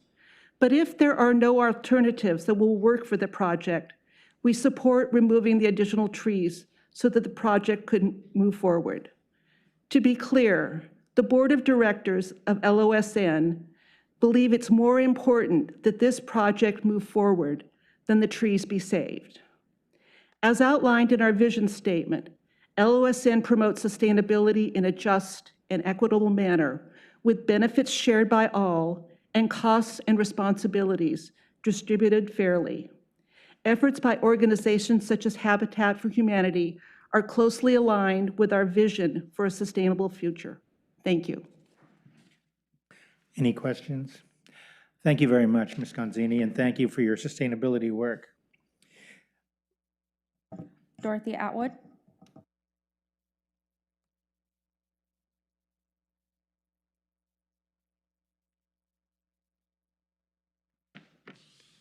Good evening, Ms. Atwood. Good evening. Good evening, commissioners. Thank you for giving me this opportunity to present before you. I'm Dorothy Atwood. I've lived in Lake Oswego for over 30 years. I live at 16355 White Oaks Drive in Lake Oswego, which is part of the Lake Grove area. I strongly support the Habitat for Humanity's development plan. We have a critical housing shortage, especially affordable housing. This project will bring sorely needed housing to our community, as well as enrich it with cultural, economic, and racial diversity. As a sustainability professional for over 20 years, I have had lots of experience through my career of balancing the sustainability triple bottom line of the environment, the economy, and social equity. It is not always easy.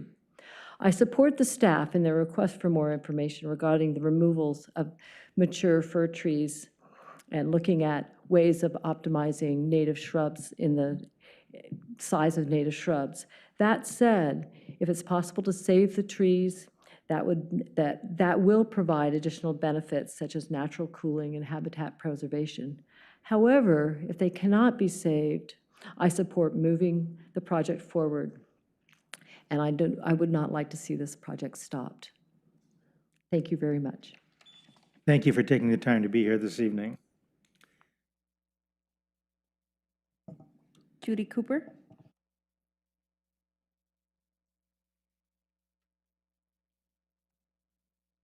Good evening.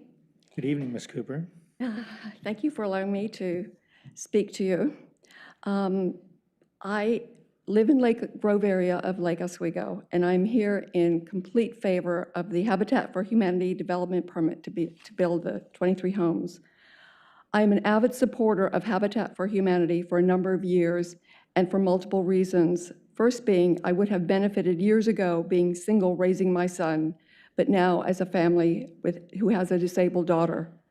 I am a monthly contributor, but also often contributing to any running campaigns. Lastly, I had the great pleasure of meeting President Carter and Rosalind Carter by chance when I was helping him with his election campaign in an office in Atlanta, Georgia. After a long afternoon of stuffing envelopes, we were informed that him and his wife were coming up from Americus, Georgia to stop by and thank us for our volunteer work. By the time he and his wife got there, only 3 of us remained, making it an intimate first encounter with the future president. After the introductions, he thanked us for volunteering, and at that point, he began explaining and talking about this program called Habitat for Humanity, how it was an innovative program to help provide housing for people. I was truly impacted by their vision of providing homes to many who couldn't afford homes otherwise. The outreach to families in need stuck with me to this day. My background is slightly unique from most, as I have lived in 4 other countries besides the US, and have heard many personal stories on the hardships of not having a home, both abroad and here in Oregon. Although the stories and backgrounds are different, it still comes down to the emotional stress and uncertainty it causes the people and their families who are experiencing it. Nor have I been spared from those same emotions and stress of housing insecurity. I, like many, had to rebuild a life after a divorce with a young baby. My son and I, at the time, would have benefited greatly from such a program. I still remember how wearing that stress was. Having an unstable future for yourself and your family is a huge emotional drain on the whole family unit. It keeps you focused on the basic level of surviving rather than thriving. Once that need to survive is no longer gripping you, you then begin the process to develop stronger, a healthier relationship with yourself, your family, and the community you live in. The building of this community would be a great step in providing a group of families to begin the process of stepping out of surviving into thriving with lots of hope for building a prosperous future for their families. Allowing children to have the freedom to be kids, to focus on education and their dreams, empowers their future in our society. Any efforts to strengthen the family unit is a great boost to our own community. Development opportunities like this are rare, and in these days of these housing emergencies, I strongly urge the Commission to support this proposal. Thank you. Thank you for your participation this evening. Are there others wishing to testify in favor of the application? If so, please give your name to our administrator.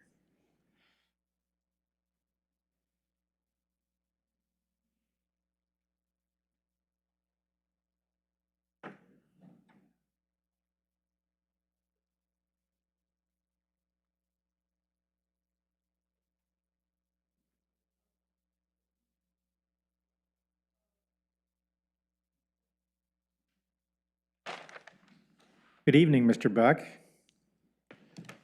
Chair Arthur, Commissioners, good evening. My name is Mike Buck. I've lived in Lake Grove and worked in Lake Grove for 40 years. And I wish to restrict my testimony to the requested variance on caliper size of trees after this affirmation statement. If more dense family housing cannot be located near town centers, on transit corridors, and in transition areas according to approved code and zone, we will not have this needed tier of housing available anywhere in Lake Oswego. Now, since I retired, actually before I retired, I am a trained stewardship coordinator for Oswego Lake Watershed Council. I've worked with Friends of Iron Mountain, with Parks and Rec for 20 years planting. We do hundreds of trees and shrubs a year. I've already planted 1,000 this spring. And I'm not going to rely on my testimony or witness in terms of what works, in terms of native plants and shrubs, but I'm going to be the Bureau of Environmental Services Tree Program Manager, Matt Kruger, Friends of Trees in Portland, Andrew Lamb, retired arborist for Trees for Life, Bruce Nelson, purposely plant no bigger than 1.5 inches.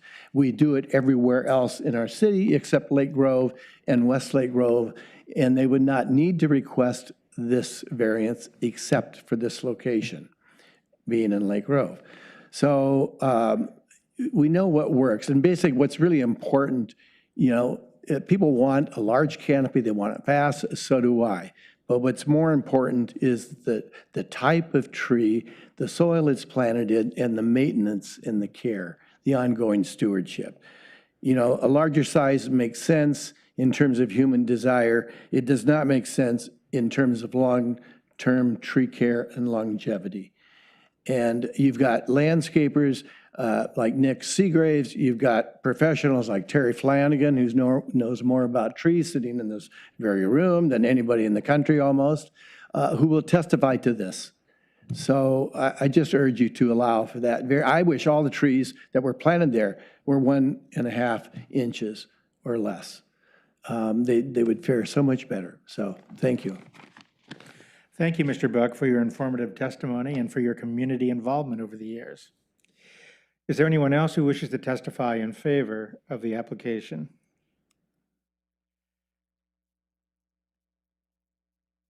And I take it we're not in contact with Mr. Waller or Mr. Buckus. Okay.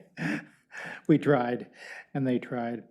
We'll now go to testimony in opposition, and I'd like to begin by calling Donald Conklin, if he is still with us. Mr. Conklin, thank you for staying to this hour. Good evening. Hello, I'm Donald Conklin. I live at 4575 Upper Drive in Lake Oswego, and I've lived there for 35 years.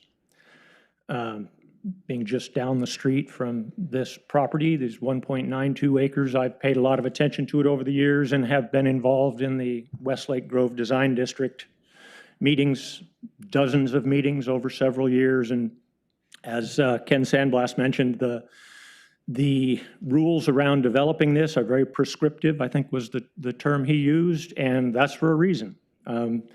We've got a townhouse development going in amongst R75 zoned properties, and there's got to be some transition that happens between them. So with regard to the 8 variances requested for the properties along the backside, D16 through D23, I see no reason why we shouldn't follow the Westlake Grove Design District plan as it's made, as lots of citizens like myself participated in and made these rules, that the 25 feet is not unreasonable, and the adjacent R75 property has a 30-foot setback. So it allows some transition. The properties to the left, closer to the corner there, I believe they only have a 10-foot setback because they're not adjacent to the R75. So the situation is addressed specifically in speaking to code 50.04.001-15 for the Westlake Grove Design District, with rules established, with citizens working with city planners. And I think we should follow those rules. If we want positive outcomes with our planning, we need to follow the plan. So let's not have the first attempt to build in here, go for variance, and completely throw out the effort from a lot of hardworking citizens and planners. So secondly, the removal of the trees. My heart aches for the 30-plus trees that were already approved to go away here. Everybody in this room knows the significance of a 50-plus inch Douglas fir tree, the benefits to our environment. I'm not going to school anybody in here about that or change their opinion, but the fact that this property and this development effort was already given 30-plus, I read their initial proposal, and it was 39 trees they wanted to take out. I think it was pared back a little bit from that. But now they come back in a serial fashion and want another 5 trees. I feel like, as a citizen, it's a wearing down process, that there could be yet another meeting that I have to come to and defend these 50-inch giant trees. I'd just as soon not spend my time like that. And lastly, I see I've still got a minute left. It was asked that we not testify in regard to the vacation of the 6-foot easement, but I'll say that the last city council meeting made it very ambiguous as to what we homeowners had to expect out of this project, that it still seems ambiguous. And I spoke to you earlier this week that the issue was dead, you had said. So it'll have to be reinitiated from someone, I assume the applicant. And if they do make the request again, I'd like to see if for a unit, or if for a development as big as 23 units, if the number of people in the surrounding area could be increased. I was amazed how many people on Upper Drive had no idea that the vacation was in process. So we'll have a chance to do it again, maybe, hopefully not. That 6-foot easement is part of the neighborhood that I bought into 35 years ago, and I don't think anybody has the right at this point to take it away. It doesn't serve the pedestrian pathway purpose, but it brings a lot of other value to the neighborhood that I find helpful, and again, I don't want somebody to just take that away. So, any questions? That's all I had. Well, thank you very much for your attention to the planning process, and we appreciate your involvement tonight. Thank you very much. Are there others here this evening who wish to testify in opposition to the application? Oh. Okay. I have Larry Kitchen.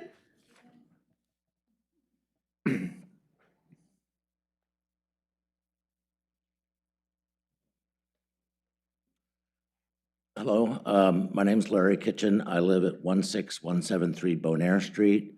Bonaire intersects with Washington Court about a quarter mile from this property.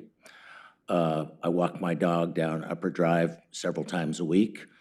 I'm testifying in opposition mostly to the proposal to remove 5 more trees. And I actually support the Habitat for Development, and I think it'll be a valuable addition to the community. However, I've first moved to Lake Oswego 37 years ago, and one of the things I truly appreciate in this community is to walk through its forest paths that have been slowly disappearing from the city. When I think about what I truly oppose in this, I think back, there was a court case in the 70s. There was a proposed development of Mineral King Valley in California by Walt Disney to put in a ski resort. And in the environmental lawsuit and in a concurring opinion, Justice Douglas asked, should trees have standing? Should they be able to represent themselves in these proceedings? Well, they can't, so I'm actually here tonight just to speak on behalf of Tree 1318. Planner Davis showed you a picture of that tree. It is truly a magnificent tree. It's on the corner of the property. It sits, I'm a former surveyor, so the edge of the tree is 6 feet from the edge of the property. It sits in a 15-foot right-of-way. There's additional space to the building from there. I have seen trees saved with much less distance than that in Lake Oswego.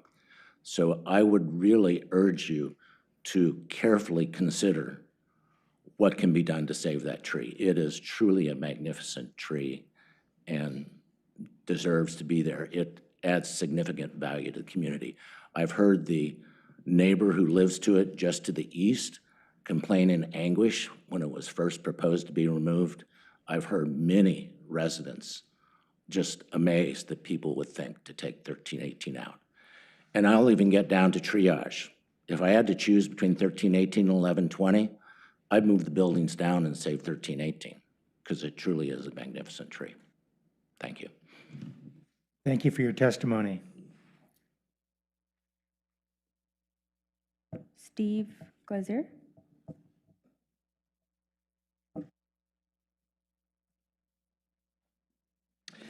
Thank you for your time tonight.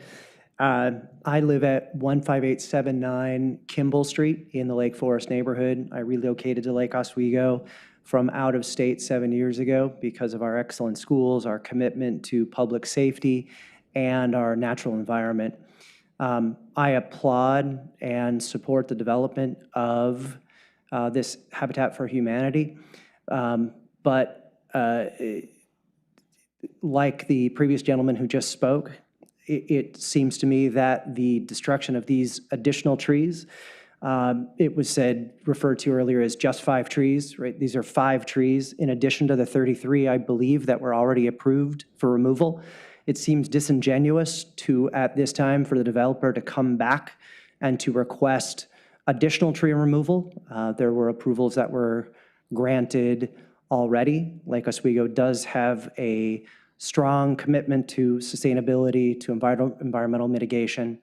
And I think the removal of these trees would definitely detrimentally impact the character of my immediate community. I appreciate and was educated by Mr. Buck on the comment of tree mitigation of 3 to 1.5 inch caliper. I previously was going to oppose that. I support that. I think the concept of changing shrubs from 2 gallon to 1 gallon is really just a cheap. The gentleman that spoke that couldn't find 2 gallon shrubs, I looked while we were sitting here at Home Depot, and they're readily available for $41. So again, I do support the development. I support the developer's commitment to the community. I support our city's commitment to affordable housing. But I believe that primarily the removal of these trees detrimentally impacts the community. It detrimentally impacts my home value and what we stand for here in Lake Oswego. Thank you. Thank you for your comments. Peter York. Good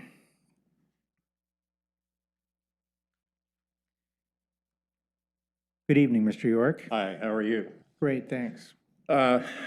Peter York, my wife and I live at 4601 Upper Drive. After it rains, it's about 3 big mud puddles down from the development that fill up on the street. You're smiling. It's true.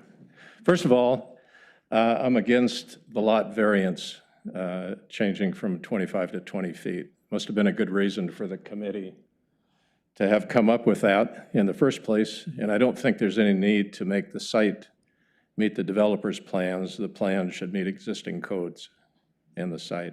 Secondly, with only 1 parking space per townhome, and I believe only 4 or 5 extra in the entire 23 townhome development, I'd like to ask Habitat where the overflow parking will be located. There's no parking on Boone's Ferry. There's no car access to Upper Drive, so I'm not sure where it's going to be. And to think that 1 townhouse is going to have 1 car, I think is a little naive. And then next, what's the length of time for the construction of the 23 townhomes? The Habitat for Humanity development on Denny Road in Washington County a similar sized project, I believe. Is that right? Similar? Still under construction after 5 years of mess in construction vehicles. At least 4, maybe 5. I might call your attention to some of the documents from the original LU 18-0024 that was approved, I believe, in 2018. Traffic from the development will be directed to Boone's Ferry, not Upper Drive. There's no access from the development to Upper Drive.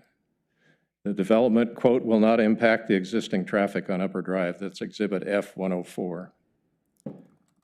I think lastly, I don't think there's anyone in this room who doesn't think that Habitat for Humanity isn't a wonderful organization. We've heard from a lot of proponents that it's a great organization with a good mission, and I agree with that. But the question here before the council is not whether or not Habitat for Humanity has a good mission. The question is, should our zoning and building codes change for the development, or should the development adhere to our building standards? Thank you. Thank you for your comments. Diane Cassidy.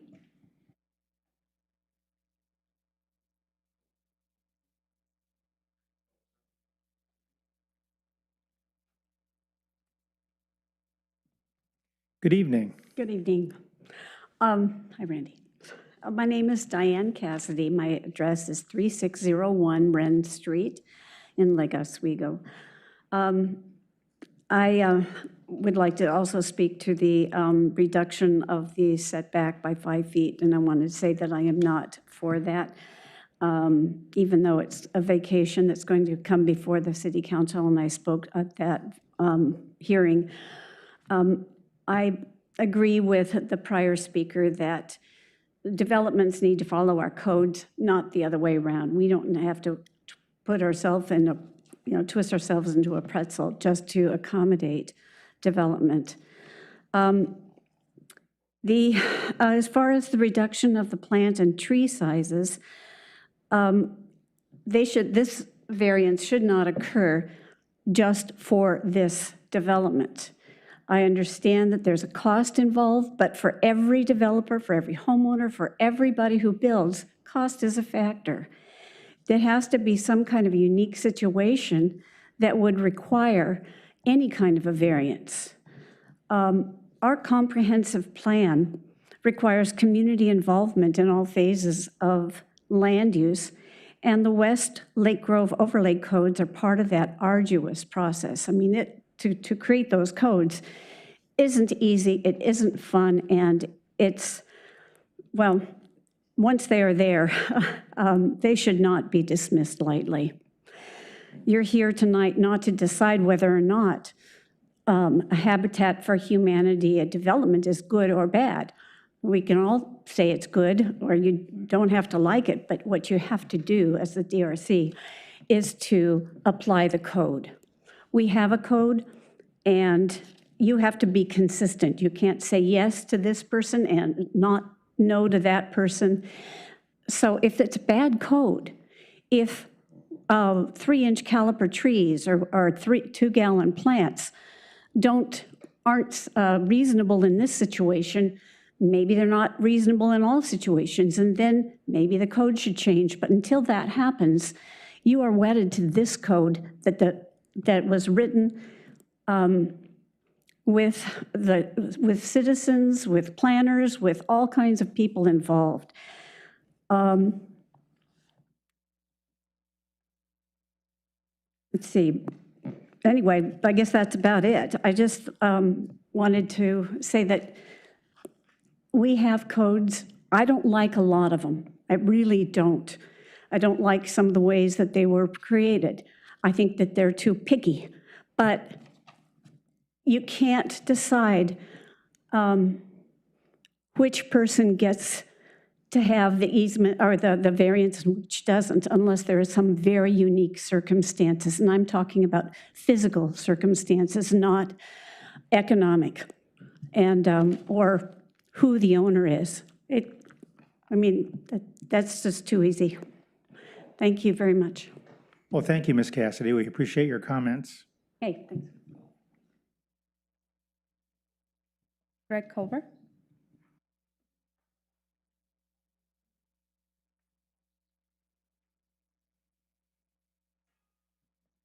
Good evening. Good evening. Hi, my name is Greg Culver. I live at 4660 Upper Drive, and I'm a neighbor and adjacent to the proposed development. And I'd also like to, be clear, it would be a disservice, I think, to the community to frame the discussion or opposition to the proposed development as either, for or against Habitat for Humanity. This should be a discussion about the Design Review Committee making decisions about development, any development, based on its own published standards and codes, and whether the applicant, any applicant, is compliant. The following standards by the committee were created to ensure, and these are standards that are in the West Lake Grove overlay codes, but the language includes the preservation of substantial trees, especially Doug firs, to maintain the character and aesthetic of the city. And to correct a previous statement made, it's not really a trade-off of 3 to 5 trees for 23 townhomes. As mentioned, there's some 33 already slated for removal. So this is a 38 tree removal in exchange for 23 townhomes, or that effect. The language also states that high-quality site planning and landscaping and tree mitigation, as specified in the code, be provided. The language says that the codes are there to provide effective buffering and screening between the development of any single-family neighborhoods and to minimize impacts on adjacent local streets. These are the Design Review Committee overlay codes. The findings in the staff report conclude that the applicant does not meet criteria for variance of tree removal as requested, nor do they meet the criteria for adequate mitigation of trees and landscaping. The request to go from 3-inch caliber to 1.5 and from 2 gallon down to 1 gallon for shrubs. We urge you to reject the applicant's request for tree removal permit of 5 trees as they do not meet criteria 2 or 3 for the type 2 permit criteria. This is mentioned in the staff report. We further would argue that the applicant does not qualify for exception to the type 2 code as there are alternatives to removing that tree. And as they begin to explore and investigate that, we heard today they found some exceptions. We also urge you to reject the applicant's request for the major variance on mitigation based on criteria 2 in the overlay and design district guidelines, which specifies the required landscape standards and mitigation. We urge that the applicant be directed to resubmit plans that comply with the type 2 tree permit criteria and the tree mitigation requirements regarding landscape. We also encourage the applicant, the city, and the DRC to engage in collaborative efforts to minimize the impacts of traffic on adjacent local streets. Thank you. Any questions for Mr. Cover? Thank you very much. Thank you.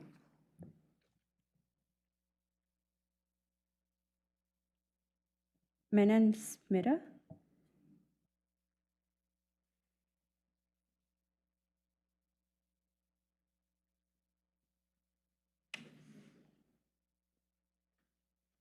Hello, good evening. Good evening. Commissioners. Thank you for the opportunity. My name is Smita Menon, and I'm speaking here on behalf of myself and my neighbor, Lisa Bates. We are both residents of the Lake Grove neighborhood and live right across the street of the discussed development on Washington Court, myself on 5310 Washington Court. Yeah. No. No.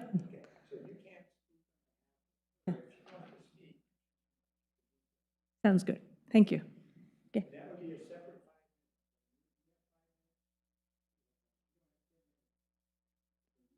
Got it. Thank you. Thank you for the clarification. So I'm speaking on behalf of myself. I've been living in the Lake Grove neighborhood, specifically 53 in Washington Court, right opposite to the said property for the past 15 plus years.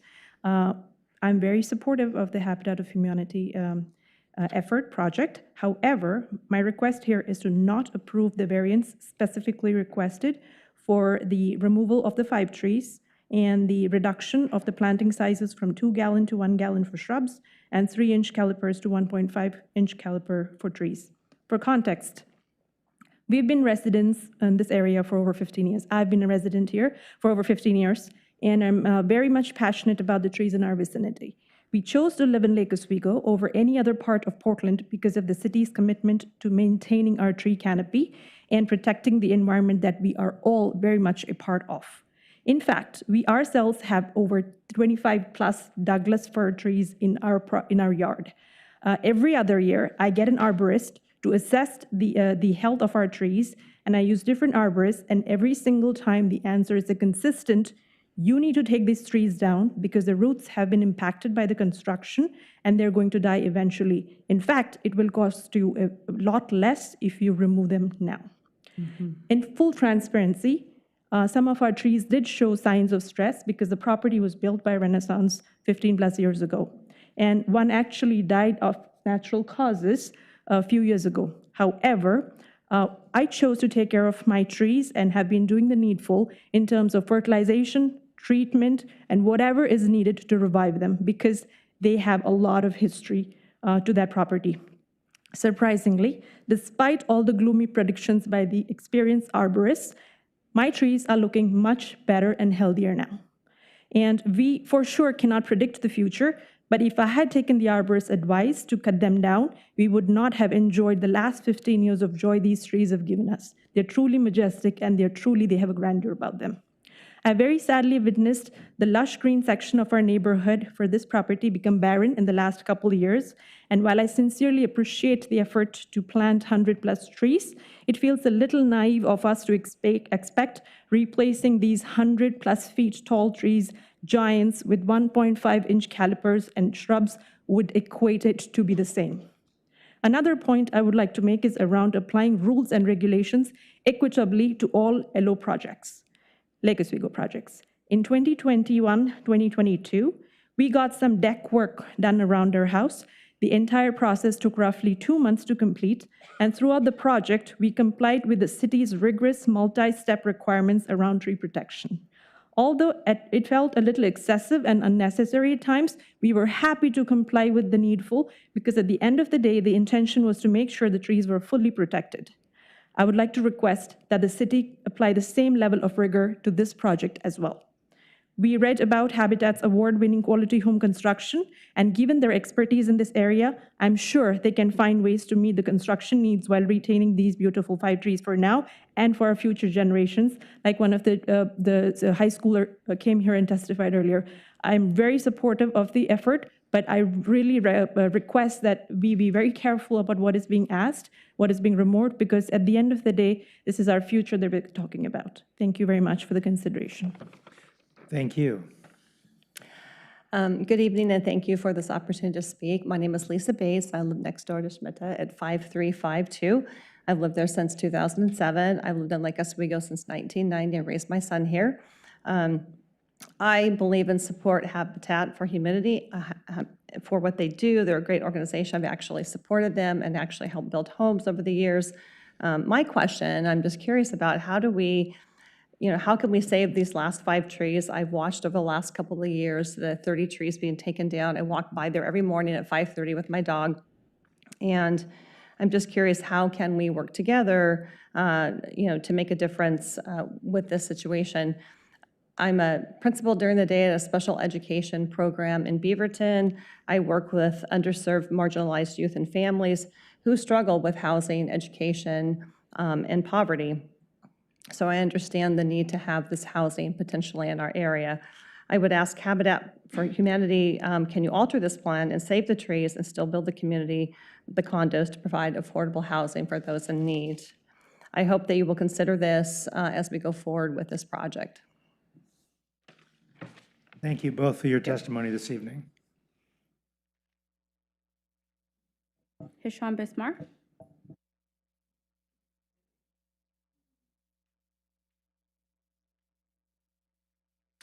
Good evening. Good evening. Thank you, Commissioners. I just have a quick comment. I don't have really any prepared comments. I live on Lakeview Boulevard, right close to the intersection of Bryant and Lakeview, and my parents live on the opposite side, pretty close downstream from the proposed property.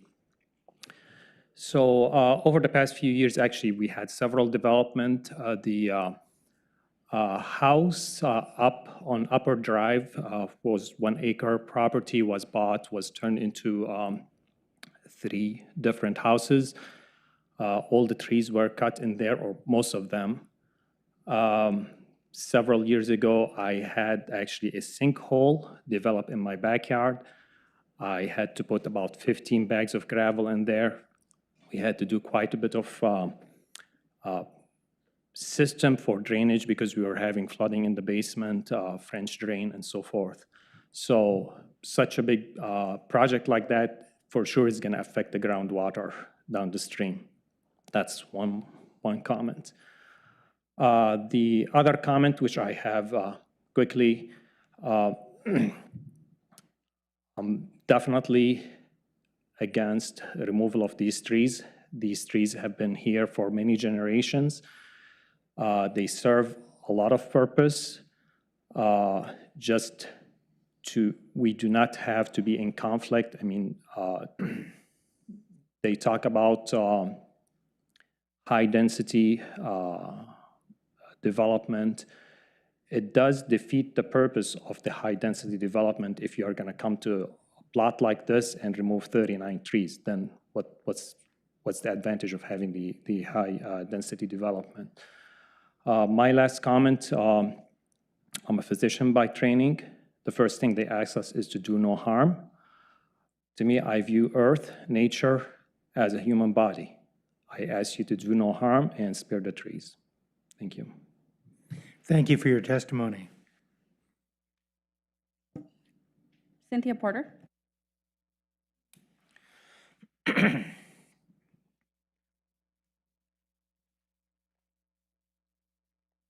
Hello, Ms. Porter. Hi. Oh, I better wear my glasses.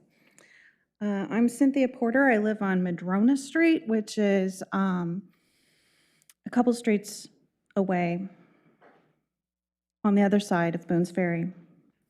I moved here in 1990, and back then, Boone's Ferry Road was only 2 lanes, and this particular portion was so forested, so heavily forested, that when you were driving down that road, you could not see the sky at all. You could only see the trees. So I'd like to talk about the skyline. In the photos of the development, the sky was empty. And as lovely as the buildings were, that was what I noticed the most, because in our neighborhood, it is unique. You look up and you don't always see the sky. You see the trees. When you're here in Lake Oswego, downtown Lake Oswego, you look up and you can sometimes see Mount Hood. So the skyline is different. And I just wanted to make sure that everyone appreciated that our skyline in Lake Grove is forest. The Doug fir trees are older, taller, bigger. They offer more shelter, shade, air quality. They are a sound barrier. This whole plot of land is a sound barrier right now from the train. I heard some mention about the landscaping costs and that 1,000 new trees and shrubs were going to be planted. And it made me feel sad to think of tearing down these beautiful trees and then planting them with 1-gallon shrubs and 1-inch size trees. Even when they grow to their tallest, they probably aren't going to be Douglas firs. If these 5 extra trees are taken down, especially the beautiful one on the corner that we looked at earlier, our children and grandchildren and even the children of the new residents will be deprived. The 5 trees, and all of them actually, were here before we were born, and they should be protected so that they can live long after we are all gone. I heard that there were 29 units originally approved, and now it's down to 23. And it made me wonder, why not take it down to 20? And then those trees would be protected even more. Saving a tree is worth it for the sake of the neighborhood and even the new homeowners that will move in. I am in support of Habitat for Humanity.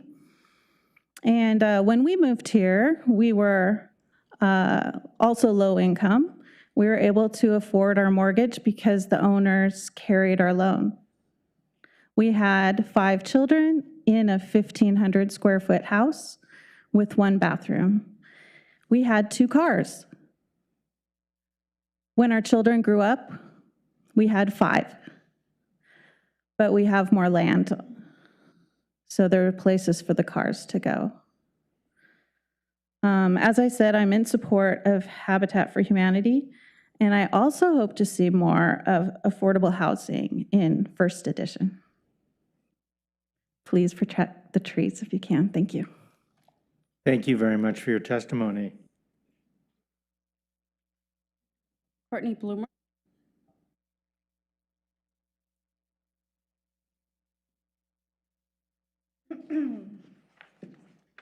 Hello. Good evening. Hi, I'm Courtney Blummer. Thank you for having me. I am, let's see, I am not going to read this long emotional letter to you. Just so you know, I submitted it online, so if anyone wants to read it. Yes. I will try to focus my comments. But I wanted to say I'm a resident of the beautiful Lake Grove neighborhood and live about 400 feet from the property, the applicant's property at 4749 Upper Drive. In my written testimony, I write a lot about how if we enforce the West Lake Grove Design District Code, a lot of these issues would be addressed in that.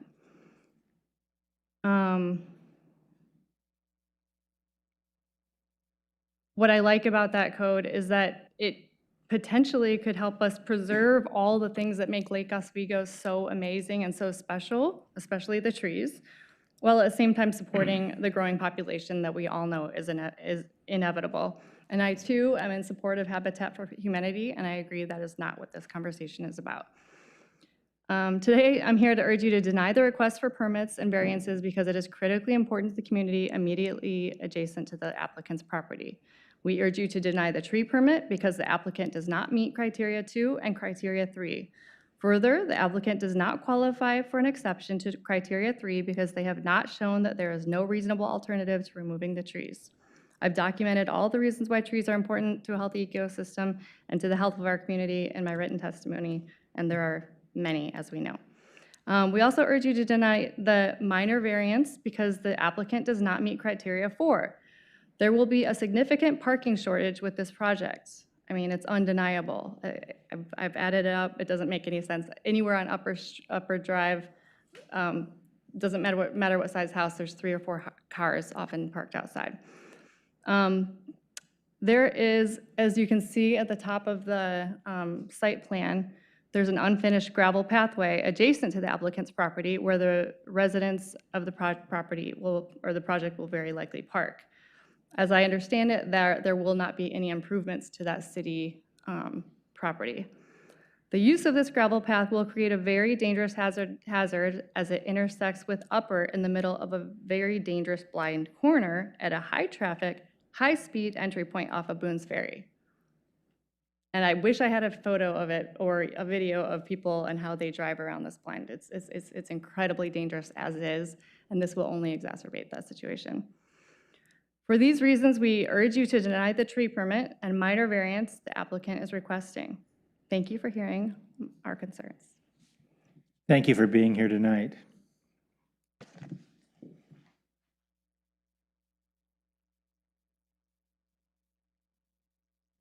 Is there anyone else wishing to testify in opposition to the application? Please give your names to the administrator.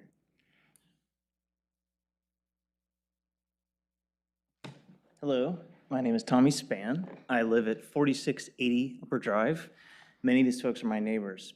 I also am a supporter of Habitat for Humanity. I'm a donor, I'm a builder. I don't have to say all the same things that my neighbors have said thus far. You know, it's a great organization, full support of affordable housing, and actually supporting this development with conditions. So I'm not going to rehash all the tree statements. I agree completely. We have to save these trees. One thing that has not been brought up is there is an oak tree that has already been marked to be taken down. There's about a 400 to 500-year-old tree. And as one of my neighbors educated me, these trees go very slowly. We're cutting down a tree that is 400 plus years old. There's got to be a better way. We can work around it. So as many of the folks have already stated, the habitat development team, they're intelligent, they're smart, they can come up with creative ways to ensure the development for affordable housing without cutting down so many trees. But my main point that I want to make here is that there is no mitigation of the traffic concerns. And so I recognize that is not one of the 5 things, but that's the challenge here, is that everything is an isolated decision, right? Oh, well, that's not appropriate for this council. Well, when is it? Because there is not enough attention given to the traffic and to the problems that are already and becoming increasingly exacerbated on Upper Drive. So I want to see this development happen, but I'm terrified. I have kids, there's no pathways, there's no speed bumps. People zoom around this drive, they use it as a cut through and have for years. And there's nothing planned to address that, and we're pouring more gas on that fire that is already in flames. So what I ask is that you approve the development, deny the variance for the trees, but you've got to do something about this traffic. You've got to do something, or else all of these children that are going to be moving in here are at great risk.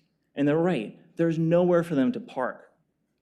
That stretch of Upper is just going to be piled with cars. It's already dangerous. The mayor walks by there every single day. He's complaining about it. We got to do something about the traffic. Got to do something about the speeders. You know, your own traffic data is showing an increase in volume. We now have more than 1,700 cars passing through that one little strip of Upper every single day. And that data is old, and it's probably now towards 1,900, 2,000 cars a day. Some of those cars going 35, 45 miles per hour. We have trucks, 18-wheel trucks, delivery trucks, that are not doing anything on Upper other than just cutting through, right? They ignore the signs. People ignore the speed limits. Somebody's going to get killed, and you've got to do something about that. So that's why I'm here to express my concern about the impact that this is going to have on the traffic. Thank you. Any questions? Thank you for staying at this hour, and thank you for your comments. Mark Backus, can you hear us?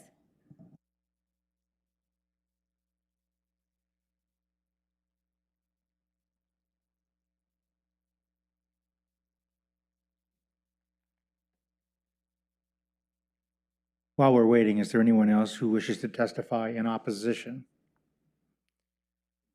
Could you come forward, please, and give the administrator your name? Christina. I'm Mike Buckman. I live at 4950 Upper Drive. 288 feet from this development.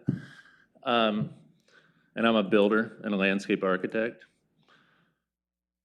And I absolutely agree with what people have said about the trees, specifically the big fir in the northwest corner of this property.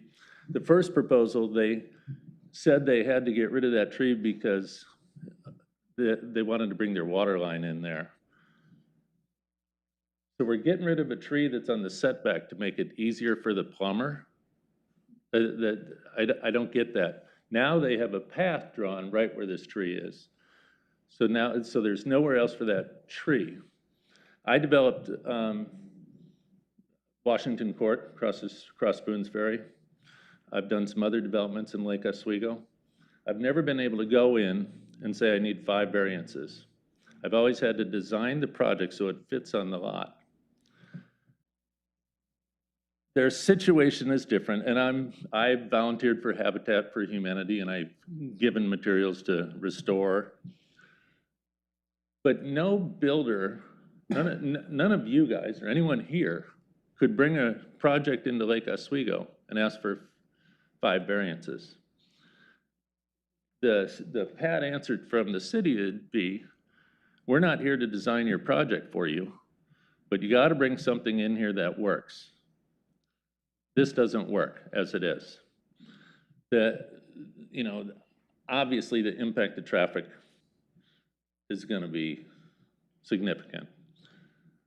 But I don't think they should be allowed, especially as far as the setbacks, the tree. There is a way to design a project that fits on that lot. And if there isn't, find a different project or a different lot. I mean, there's other places, like directly across the street of Boones Ferry. They got a square lot. They can fit their rectangular houses on a square lot, maybe better than a triangle. But I don't know why they would be given special consideration for that. Follow the rules. So that's what I have to say. Any questions for Mr. Buckman? Thank you very much for sharing your insights tonight. Is there anyone else wishing to testify in opposition to the application? Mr. Backus, are you able to speak now?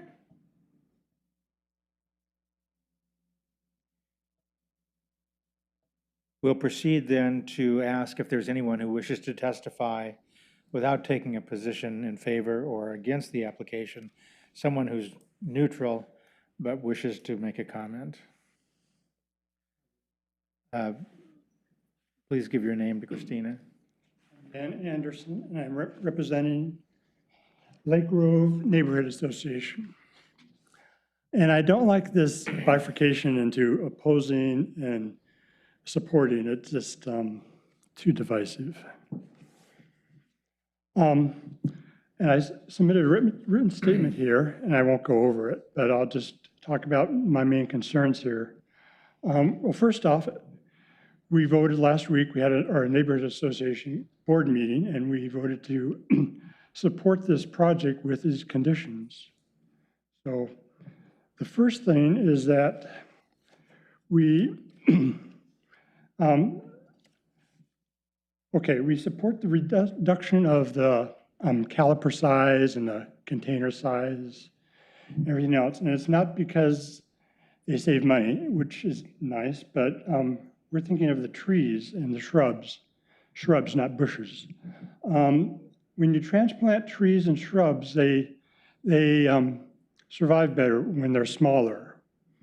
And also large trees just take a tremendous amount of machinery to move and plant. So we support that variance, but we have a condition about that support is watering and taking care of these trees, and even these existing trees that will be preserved. It's very necessary to take care of these trees. There was a developer 1 block down from us on Upper Drive who, it's a 3-house development. Houses sold for over $1 million each. They cut down 2 fir trees and they planted 2 mitigation trees, real thin. But they planted the trees before they even staked out the property. So then they staked out the property and dug the ditches and cut the root ball in half. So now we have 1 mitigation tree with half a root ball. So what they did is they moved this tree with half a root ball somewhere else out of the footprint. And neither of those trees they ever watered. I watered one of those trees just so it wouldn't die. And they're both living, but one tree is like under it's subdominant to another tree and it's not going to thrive. So I support the reduction of the bucket size and the caliper size, but we need to take care of these trees, just not plant them and forget them. In fact, I guess you want code cited or something. So we have, that applies to LLC 50.8.004.3, and that would be clause 4, other factors. So now tree removal. We support the city arborist recommendation that to deny removal of all 5 trees. But I want to focus on 2 trees in particular. They're the 2 largest Douglas fir trees that were initially, we thought they were saved by the initial application or the approved tree application, tree removal application. One is a tree at the northeast corner on Upper Drive. That's tree 1315. So there's some criterion here. One is criterion 3, character. We consider that tree significant to the neighborhood. B, for criterion 3B, skyline, that's a major part of the skyline. If you look down the street from Upper Drive, you could see that tree above all the other trees. And the third criteria, 3C, is screening. It screens the development from the housing. Not that we want to be separate, but we want we want good neighbors, nice neighbors, and we should all live together and build a nice housing development with screening there. The other tree I'm particularly concerned about is the tree in the middle of there. They took out, I think, about 2 lots to have this open space, which is very nice of them. And one of the trees they removed from their application was tree 1315. That is the largest Douglas fir tree there. I think it's like 50 inches or 55 inches, a very big tree. And I was surprised that they applied to have that removed. I think they just need to work around their plans and keep that tree. And the criteria that applies to that tree, again, is 3A. We consider that a significant tree. You can see it across the street on Boone's Ferry. In fact, you saw a photograph. 3B is the skyline. It's a major part of the skyline. So those 2 criteria, they do not meet to remove that tree. That's all I have for the testimony. Again, we support the Habitat for Humanity and this application, but there's some new variances that we do not support. So. Any questions for Mr. Anderson? Yes, could you confirm which variances you do not support? There's the major. Okay, that we don't support. Sorry. Yeah, you're just trying to summarize your position, just try to get it. You put it in your own words. Okay, Okay, first we support all the variances they ask for the reduction of shrub and tree sizes, calipers, gallons. Both. So even I believe, and staff can correct me if they're wrong, but I believe staff supported the reduction in the 2-gallon to 1 or other way around. Yeah, well, we support that.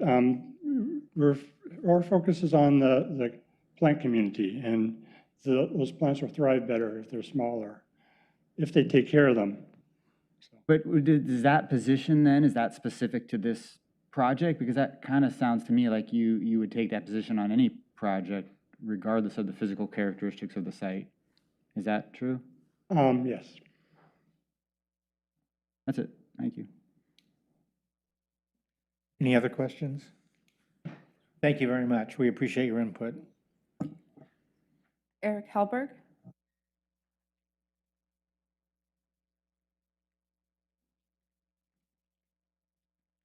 Good evening. Good evening.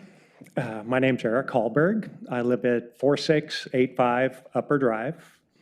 I'm generally in support of the Habitat project. My big concern is the safety on the side streets adjacent to the project. Upper's a narrow, dark, not well-maintained street. We have no speed bumps, and it's dumping more cars onto Upper is going to be an issue. And the lack of parking on Boone's Ferry. Upper's not wide enough to park cars, and I just would urge the council to do more research into how the traffic getting dispersed through the other neighborhoods is going to affect things.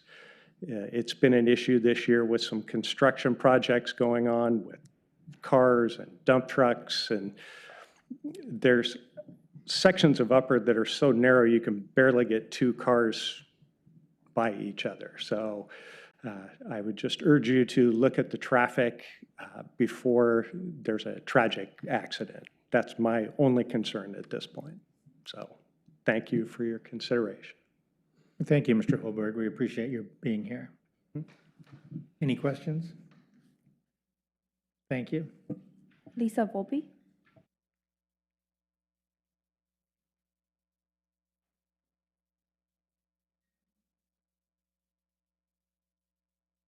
Oh, I'm stiff from sitting so long. Good evening, Ms. Vopel. Good evening. My name is Lisa Vopel, and I live at 5655 Southwest Kenny Street. But I grew up in a house at 16667 Boone's Ferry, so I'm very familiar with this area. So I did send in some testimony, but I have some additional comments. The tree removal seems to be excessive, and I'll agree that the one large fir tree, which I brought up at the first initial neighborhood meeting, is a very special tree. It's very prominent. The tree that's on the northeast edge of the property. But in general, there's a lot of trees coming down, and I think it's a little excessive. I'm okay with reducing the size of the caliber of the trees. This is a good opportunity for Lake Oswego to do an experiment and maybe plant some of the trees as 3 caliber and some at 1.5 and see what the result is in 10 years or 5 years. In my experience, the smaller material, particularly with trees, often survive better and settle in and grow faster and may even surpass the trees that are a larger caliper when they're planted. And I know that we're not talking about the 6-foot pathway, but I hope that doesn't go away. Our neighborhood has had some public roads vacated that have created enormous hardships for my neighborhood of Rosewood. And growing up in this area, since we moved here in '59, the pathways that went all over the place were a very special part of it. It's complicated in Lake Grove because it's bisected by the railroad, and then things became even more complicated when they put in I-5. And yes, I-5 wasn't all the way to Portland when we moved into Lake Grove, but it's complicated. And hearing about all this parking, you may need to have more pedestrian ways around because people may have to park someplace else. So I can guarantee you, especially with the kids, and Boone's Ferry being unpleasant to walk on, they're going to head south and they're going to be in that railway alignment. So the pathway is part of the Red Electric and possibly the interurban rail system. I don't even know who owns them. They may be owned by the railroad, but we used them extensively growing up in that area. And it's one of the safest, most quiet, when there's not a train, way to get from point A to B and all the parks. And when we complained before, there was a resolution. So 06-56 is probably because I complained about the vacations in my area. But the comprehensive plan and this resolution is against vacating rows. So that's probably all I have to say. Thank you for your time. Well, thank you for being here this evening. We appreciate hearing about your experience and perspective. And you never asked me any questions. I don't know if that's good or bad. Thank you. Thank you very much. Are there others wishing to testify, neither in favor nor opposed to the application? Very good. That then completes tonight's public oral testimony. And Mr. Chair, sorry. rebuttal? Mr. Chair, yes, I'm sorry, rebuttal is part of the Right. testimony. Well, thank you. I was going to supplement my comment by asking the applicant if they wish to provide any rebuttal to the testimony provided thus far this evening.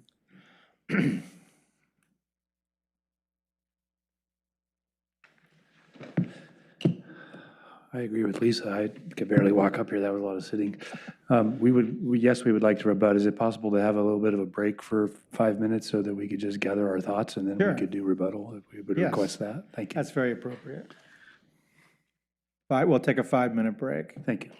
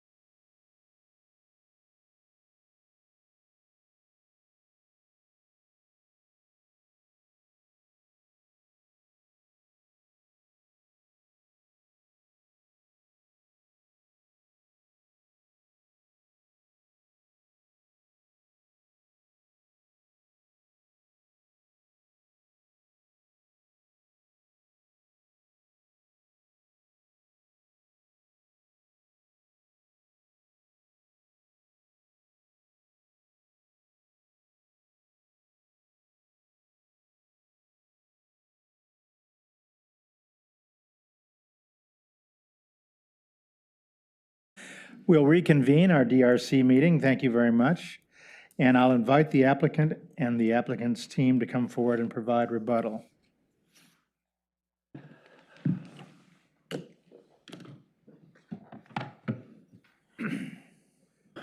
Thank you again, Ken Sandblast. And to my left, I'm going to let Caitlin introduce herself.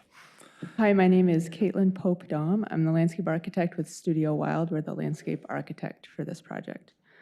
Get going. A few things we wanted to clarify regarding the landscape, especially with the variance request for the shrubs. First off, our starting point for the entire landscape design was to design a very high quality landscape which would respond to the Westlake Grove design requirements and provide a beautiful native landscape in keeping with the forested character of the surrounding of the site. Just to clarify, there will be irrigation on this project, so the trees and shrubs will be well taken care of.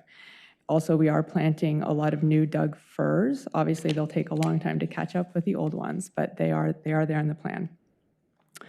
And then just to talk about the shrubs, we aren't requesting a blanket reduction on the shrubs. We're requesting it based on a specific categories, based on the mature size that the shrubs will grow to. And so in looking at the site, we had to assess safety and sight lines for areas of pedestrian access, assess what shrubs can grow under a mature Doug fir tree, what shrubs can hold a slope and prevent erosion, make a professional assessment of which shrubs should properly be placed in each place. And then the truth of the matter is a shrub that its mature height is 18 inches, it's grown to 1 gallon and then it's sold. So we are partially responding to the combination of what shrub wants to do the job on the site and then what can we actually buy it at. Thank you. Thank you. I would say, first of all, we appreciate the support that we heard laced throughout all the testimony for the support of the 3-inch to the 1.5-inch tree variance reduction. And then for the reasons that Caitlin said, there was some support as well for the 2-gallon to the 1 gallon. So we appreciate that. Clearly, this is a tree removal centric issue. I would touch on a couple of other things. One, the parking.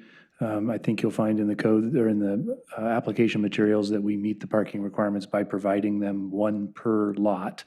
But as you can see from the design of this, it's 2 per lot is what's been provided. So it's in excess of the requirements of the code on the site. The transitioning to the trees, the issue of the water line in the northeast corner of the project was raised. The water line was not something that was part of the subdivision proposal. It was part of something that was required by the city for looping the water for public water. That was fully explored over the last year during the final engineering of the project in detail with the city about should this be bored under the tree? Should it be trenched around the tree? And the plans that are approved by the city are to bore that water line under that tree. So they are not to cut a trench. They're not to do anything else. They're to try to protect that tree. This isn't about the water line. This is about the house.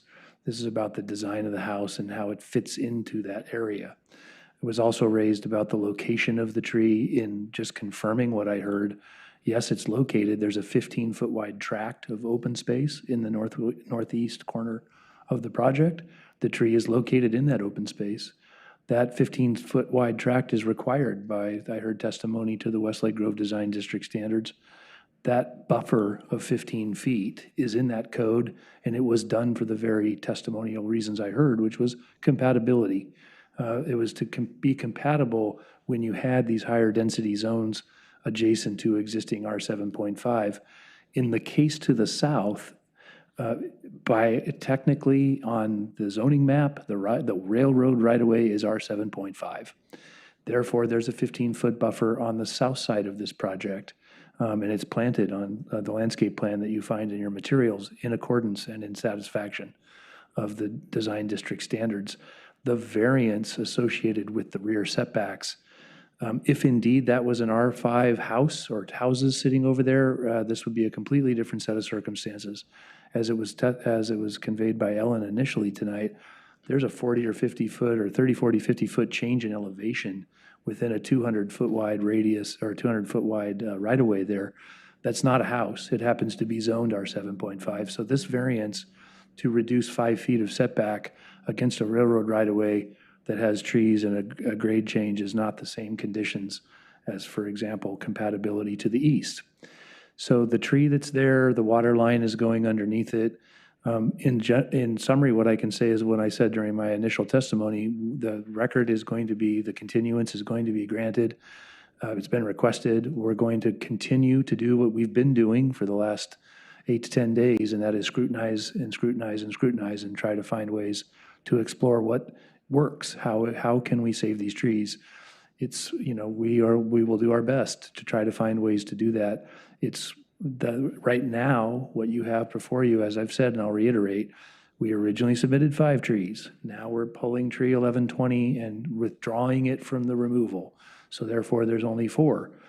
We leave it up to the city arborist and our arborist, as if it can be crafted into a condition, they can make the decision about whether tree 2144, I believe that's the correct one, 2145, excuse me, which is the one to the north against the right-of-way. If that one can be saved when 2144 is removed, then we'll save that one too.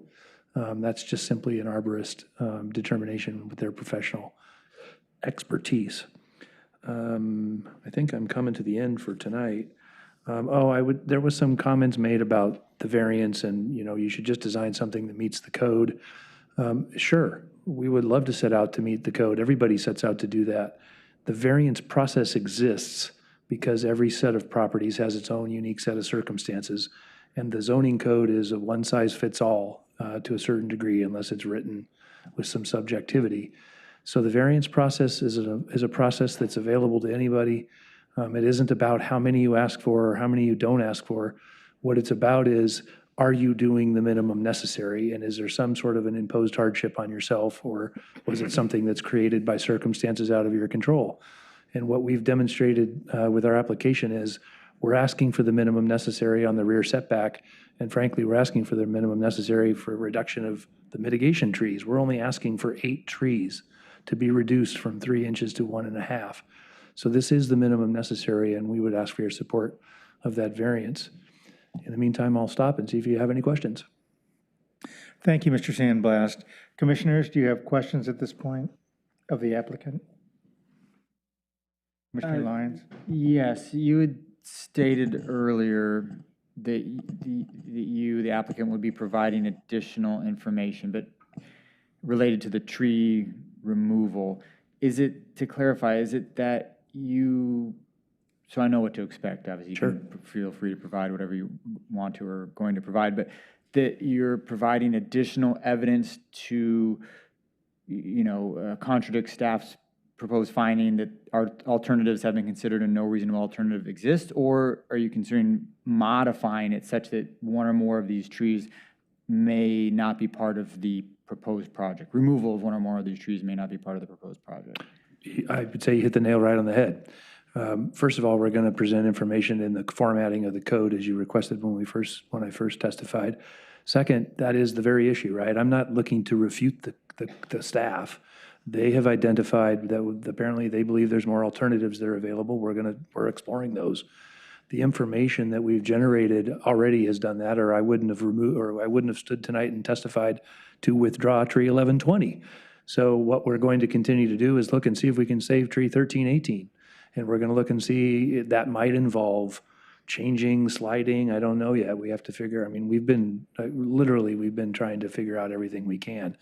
But again, this isn't simply just save the tree. This is a very complicated, intertwined set of circumstances. And for example, and I'm not sure if I made this point earlier or not, but by putting the grade on beam, in fact, I did say it raises the footing of the foundations up. But then you start bumping into, do you really comply with the clear and objective standards of the Westlake Grove Design District? Because they are very elaborate and very specific. So I wish it was easy. It's not. We didn't just willy-nilly come in here looking to remove trees. There's 33 trees that are coming down, and I guess I should emphasize again, the subdivision is not what we're talking about. This is building permit level tree removal. So yes, we understand that, and we're looking to explore as many alternatives as possible. Thank you. Great, thank you for that response. Commissioners, any other questions of the applicant in rebuttal? Very good. I understand, am I correct in understanding you've asked then for a continuance of the hearing? We have not, but I understand a continuance has been requested. If we need to, we will, but I understand one's already been requested. We have received a written request for continuance. If the applicant wants to pile on, that's fine too. I thought you were acquiescing in that. We're quite happy to grant a continuance of time necessary for us to complete what we're doing and allow whoever requested it to respond. To that point, let me just go over the schedule. Sure. all right, if I may, Mr. Chair. Of course. So, unfortunately, we're here on a Wednesday because of the Monday holiday, which compresses the time between now and the next regular meeting of the commission. So if a continuance were to be granted for written materials only, I'll get into that for a minute, typically what we do is under the statute, we have to give 7 days for new written materials, and then we provide an opportunity for rebuttal written evidence to that new material that was submitted of 2 days. So that would put us to the 28th to provide new written materials, and then to the 30th for rebuttal written materials. That's Friday the 30th. Your next meeting is the following Monday, July 3rd evening, okay? And given the fact that the evidence would be coming in on Friday night, okay, I think, staff would be sending it out, of course, but there's no time for any staff analysis in a written format. Of course, staff would be here on Monday night to provide you their analysis at that point, but so it may not be possible to provide the usual written staff analysis of the new and rebuttal evidence if we're going to hearing on July the 3rd evening. Just a point of clarification, you are meeting on July 3rd? That's, okay. Yes. That's the day before, okay, 4th of July. Yes, it is. I think Johanna would have So, I mean, we will get into this in management update. July 3rd is the next DRC hearing, so that technically would be where we continue it. Obviously, there are options that Attorney Boone can explore with you. We do have 2 hearings already scheduled for the second July meeting, which is July 17th. So something to take into consideration.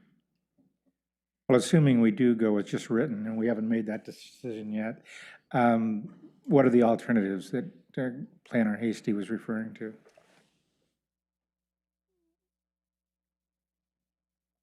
Well, I see. Maybe I just made that up. Can we continue it even further? Well, I mean, July, there's July 3rd. We've gone through that. All right. The next meeting of the DRC, it would be July 17th. You have 2 matters on. This, however, if you went on written only, you would have all the evidence. You'd have the staff memo. It would be deliberation only. You can get through it quick. We would still have 2 meetings. It's not impossible. The DRC has in the past done multiple applications, multiple hearings. I don't know how controversial, how many people would be expected at these 2 public hearings. That's an issue. Would you have a quorum issue for if you pushed it back? If you pushed the continuance of this hearing beyond the 3rd, would you run into a quorum issue for deliberations? we would need to get the 3 new commissioners on board and trained and have them review the record. But even then, we would have 5, potentially 5 commissioners that could attend. No, 4, because you're not going to be there. Okay, Well, so 4. yeah. So are we up against a time Well, there's limitation period for the application? Lyons is off and Cheers off. Yes, but Sangre could Well, review the they record. all, yes, new commissioners and Mr. Sangri can review the record. Right, so, but even if the new commissioners don't, we would Yeah. still have 4, Okay. potentially, depending on absences. Are we up against a 120-day time period or something like that? That Not- 100? If they agree to the continuance as I've outlined to later, then no, because we would just move the dates forward. If they don't consent to it, then yes, we are. And I can't ask them to do that under the statute. Let's have Ellen clarify where they're at in the 120-day period. The 120th day deadline would be September 9th, so that could be an issue with the council recess throughout August if the case were appealed to the city council, potentially. Well, I do appreciate receiving staff review of in the event we were to do, well, written only, and perhaps we need to decide that now. But, so I do appreciate the staff review of what would be coming in. And if we could, I guess I would prefer to allow for that and then go forward with the meeting on the July 17th is my own preference. So shall we discuss now whether we want oral or written testimony? Right, so let me review that process. Okay. So the commission has the option, as we've done before, if you grant a continuance to just continue the hearing for both written and oral, we just do this all over again, that sort of thing, then that would be, it has to be at least 7 days to continue it through. And then an opportunity is to be provided at the continued hearing for persons to present and rebut the new evidence. So that's the rebuttal, they rebut there. If any new written evidence is submitted at the continued hearing, a person may request prior to closing the continued hearing for the record to be left open for another 7 days. So there's a potential when you have it left open for oral testimony, in-person testimony, for it to be continued yet again, okay, depending on what gets submitted. If the commission decides to leave the record open for only additional written evidence, okay, then it has to be for at least 7 days, and we have to provide an opportunity for rebuttal, and then the commission would proceed, okay, so to deliberation. So shall we decide now? We excuse me, we have had a request for continuance of the hearing. Commissioners, commissioners who are returning to participate, what is your interest or preference in terms of opening the continuance for oral and written, or simply written? Is there a preference? I would just say for your sake, I'm available on the 3rd, but that would be the end. You're in favor of oral and written? Well, Commissioner points at you, surprised me. Commissioner Dews? Yeah, what we've heard tonight, I think the written would be adequate at this point. Okay, shall we make a motion and vote on it? Is there a motion? The motion would be either oral and written or written only for the continuance. I would make a motion just for a written testimony. Second. Any further discussion on the motion? If not, could you call so the motion is for just written testimony on the continuance. Christina, could you call the roll?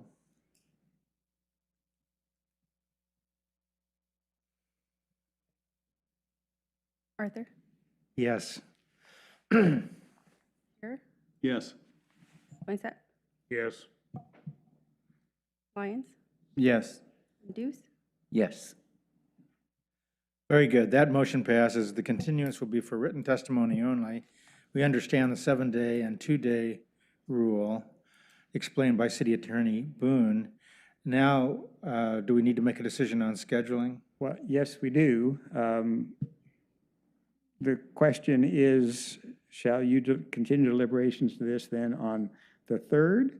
Or if the applicant were to grant a continuance extension, then it would be to the 17th. Okay? And then that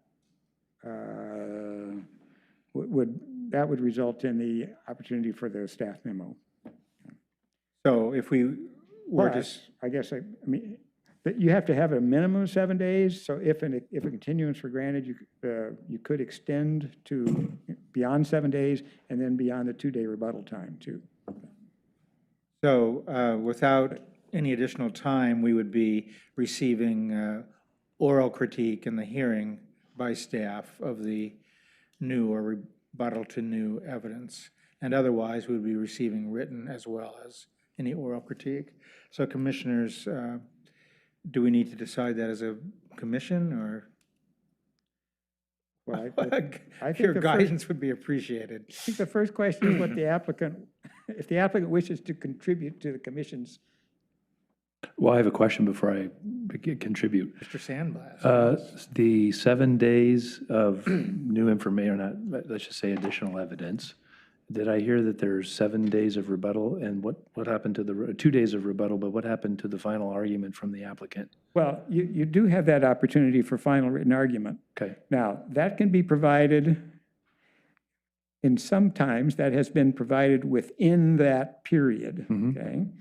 So sometimes applicants have provided the final written argument basically on Monday morning, after the close. Well, when there's two full weeks, okay, then the final written argument, or excuse me, then the rebuttal period closes on a Wednesday, okay, when it's normal, and then the applicant would provide final written argument by the Friday, because staff doesn't do any analysis on that, just passes through. There's no new evidence to do that sort of thing. However, in this time would be compressed, so that would be the 28th, and then the 30th, and then if you're going to do final written argument, we would want to receive that By noon. by noon on the On July 3rd. The infamous Hoping they can read it. You remember, they have real jobs, hoping they can read it before the meeting is continued up at 7 p.m. that night, July Okay, the 3rd. and then one night. other just procedural question. Did I hear that there are people leaving the commission and coming and going? And exactly, Two commissioners, this is their last hearing, and one is available, a third one is available on the 3rd, but he won't be available on the 17th. But we do have new commissioners coming on board that will be trained and hopefully will be able to review the public record for the hearings on July 17th. That is our intention. That's what we will be, that's our goal, to get them up and running for the July 17th hearing. okay, so can I summarize that? The people that are here tonight, there won't be a quorum of those people by the 17th meeting. There will be 3 of them remaining of the 5 you see before you. Okay. But we have one commissioner, Commissioner Sangre, who could be at that hearing. His term is not ending. He can be at that hearing and he could review the public record and Okay. participate. I mean, I think, I can't speak exactly for Habitat, but I believe that we would prefer to have people that were here tonight be part of the decision-making process. And it sounds like 3 of the 4, 2 for 4 of the 5? 3 of the people here would be available on the 3rd, Okay. as far as I know, 3rd of July. Possibly Commissioner Sangre as well, if he's able to review the public record. Okay. But it's doubtful that the new commissioners would be trained and onboarded and be able to review the record. And again, maybe I need to turn By around. July 3rd, they would be by the 17th. Yes. Yeah, I just want to make sure, because of this collision of circumstances, the 3rd is probably a tough night for most people, except you dedicated volunteers that are willing to be here. That is a tough night for something to happen because people are doing things outside of land use on the night before 4th of July. So my inclination is to go to the 17th, but I need to turn around and look. Well, talk to your client. Yes.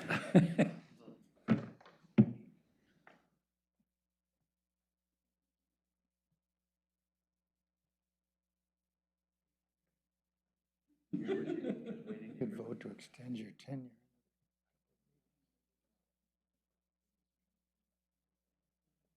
I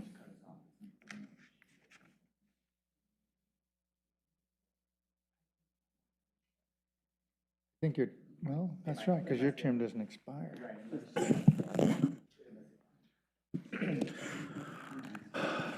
We would prefer that we have the DRC deliberate, if I understood correctly your decision, it was deliberation only, and that would be on the 17th, prior to the 2 meetings that the 2 hearings that you already have scheduled. Because of that, what we would like to do is get a little more time mixed in there than 7 and 2 and whatever it is that you said, 12 o'clock noon. So if it's 1 week from tonight to submit additional evidence, that's fine. We would request an additional week if that is our rebuttal period, or is that just general rebuttal to the first week? Okay, so then the general rebuttal to the first week is, as you said, Evan, 2 days normally? Well, generally generally it's 2 days, and then that gives 2 days for staff, but but we've lost that 2 days for staff. If you're going to go to the 17th, I'm going to just throw out some options here, and of course, you could go to the 5th, and then, and then rebuttal to like the 11th, that'd be a Tuesday, and then that's in time, that would still give staff 3 days, to get the hearing, to get the memo out on the 14th in time for the 17th hearing.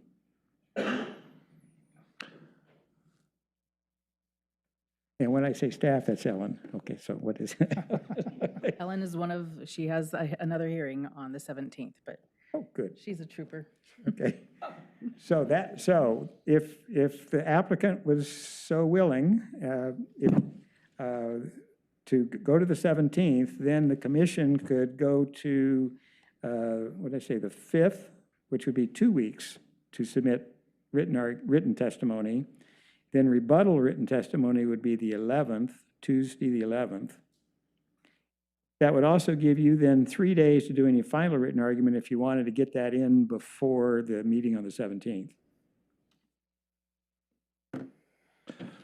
I would say that if I heard all that correctly, having an additional week of time to submit evidence during the open record period is exactly what we would like, because we need the additional time to do all the things I said about looking at these trees.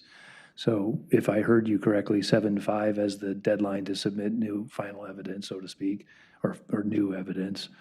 And then No, sorry. 7/11 is the time to rebut by any party. Right. And then 7/14 is the final argument from the applicant, and the hearing is on the 17th. Right.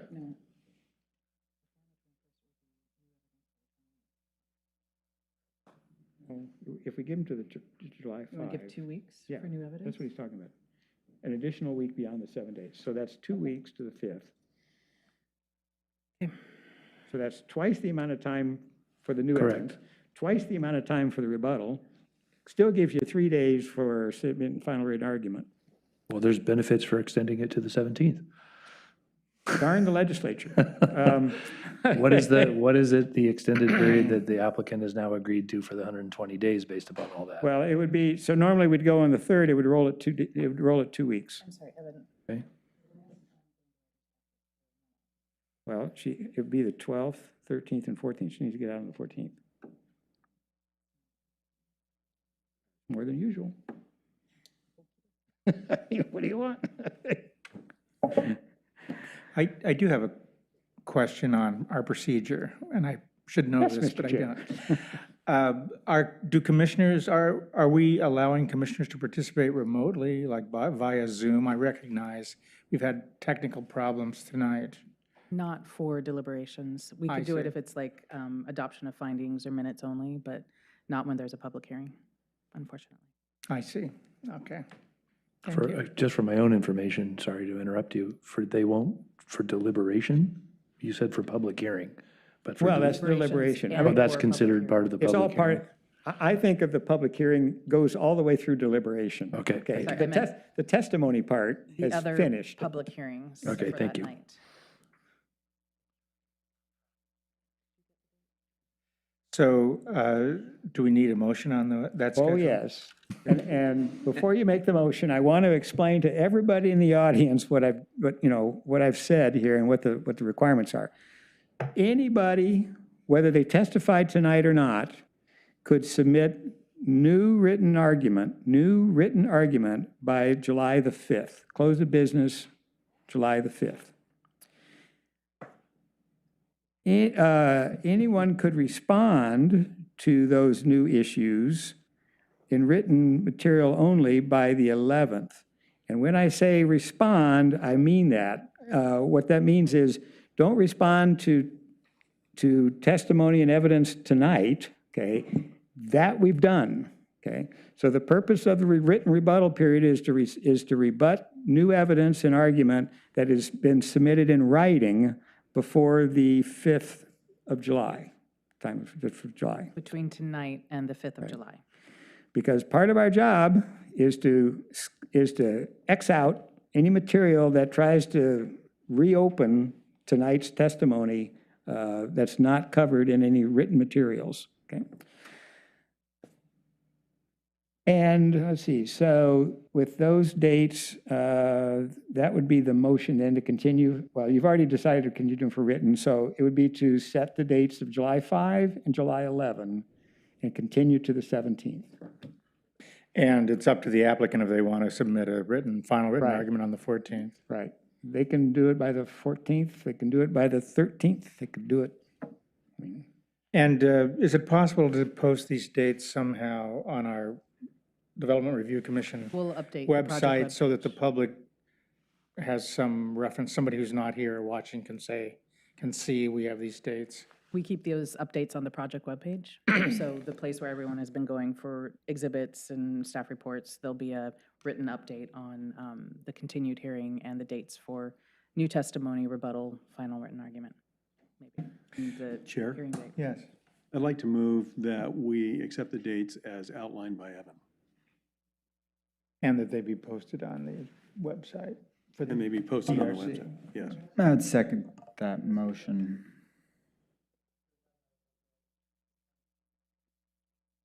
I'm sorry, You have someone in the audience wanting. you can ask staff a question. We have a question from the audience, but I think right now we're talking about this issue, but would you entertain a question from the audience? It's up to you, Mr. Chair. We, of course, don't want to receive any evidence here. But it's up to you, Mr. Chair, because who's voting is here. Okay, so. Yeah, so why don't we vote and then you can entertain the question if that's acceptable. So we have a motion and a second on the schedule, July 5th for new evidence, July 11th for rebuttal evidence. The applicant can submit final argument at any time up through July 14th, as I understand it. This will be posted on the ERC website, these dates. So let's call the roll on that, please. Arthur? Yes. Here? Yes. Poinsett? Yes. Lyons? Yes. Hughes? Yes. Very good. That will be done. That motion passes. Did you still have a question, Mr. Covey, for staff? So I know for this meeting, there was a notice of public. Perhaps you should come up and speak in the microphone so the viewing audience can hear your question. I'm sorry to keep us later, but just a question of procedure. So I know for tonight's meeting, there was a notice of public hearing displayed on the website, but I think there were also postings around giving tonight's date and time for such a meeting. For continuance, will there also be public postings? No. It'll just be on the website. And that's a courtesy posting because theoretically, anybody who wanted to know would be here or be watching and would have heard the motion. Okay, thank you. So you can spread it by word of mouth if you like. Thank you. Thank you. Any other activity on LU 220059 this evening? Well, we appreciate the testimony of everyone and the applicant's participation, staff, and commissioners as well. Is there other business to attend to before we get into the part of the meeting where we say goodbye to some of our commissioners? Yes, I do have just some brief management updates.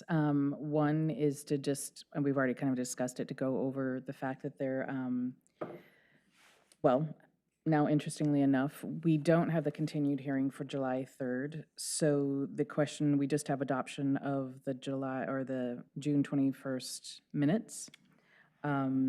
So we could meet remotely if you so desire, and that would be a question to answer. Do you want me to go through the list of things and then come back to you? On that, or could they do it from the 17th? Of what? A pending appeal of those minutes, of cases covered by those minutes. No, so it's the June 20, tonight's minutes that we'd be. Yeah, so we could just do that on the 17th as well. Yeah. So actually, we don't have any reason to meet on July 3rd now. No, I'm just. Things sometimes work themselves out. Thank you. Ellen and I are the only two people in the planning office. Well, I'll ask you just to thoughtfully review that, but if there's no need to meet, then we shouldn't. Yeah, no, there isn't. Or 'cause if we have can- to meet and if we can do it remotely, that would be another option. There wouldn't be at this point. I would be able to announce the new commissioners because they're going through their appointing process on the 27th, but that is also available on the City Council's webpage, so you can see that information there. And I will send out information as the DRC liaison to everyone. So that's a good note. We already know on July 17th that we're meeting for this continued hearing. And then we have a duplex remodel in the Downtown Redevelopment Design District. That's Evan Fransted's project. And then Ellen will also be presenting a 3-parcel partition up on Goodall Road that includes a major variance to the access lane standards. So that is the second hearing on, the second new hearing on July 17th. So So it sounds like we have a full we have a schedule on the very full 17th. docket Can on we the start at 17th. 6 on that, Jay? I don't know that we, I mean, you could, you could. or 6:30, but, I mean. You could vote on it, I suppose. Right, you can vote on it, but the notices have already gone, well, have they gone out for those two matters?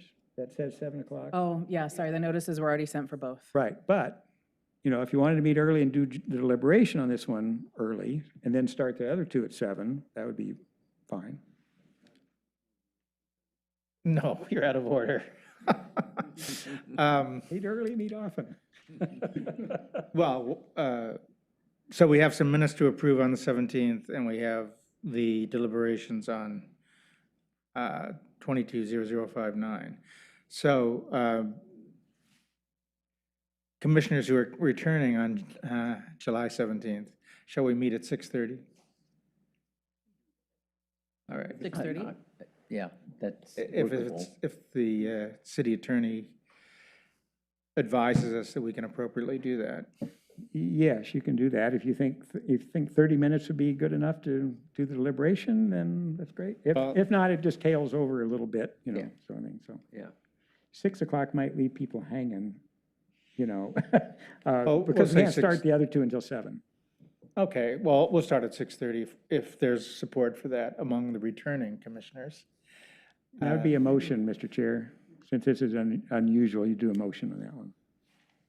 All right, I would make a motion that we commence our July 17th meeting at 6:30, which will be in person due to the heavy schedule and the fact that we've added this deliberations on 220059.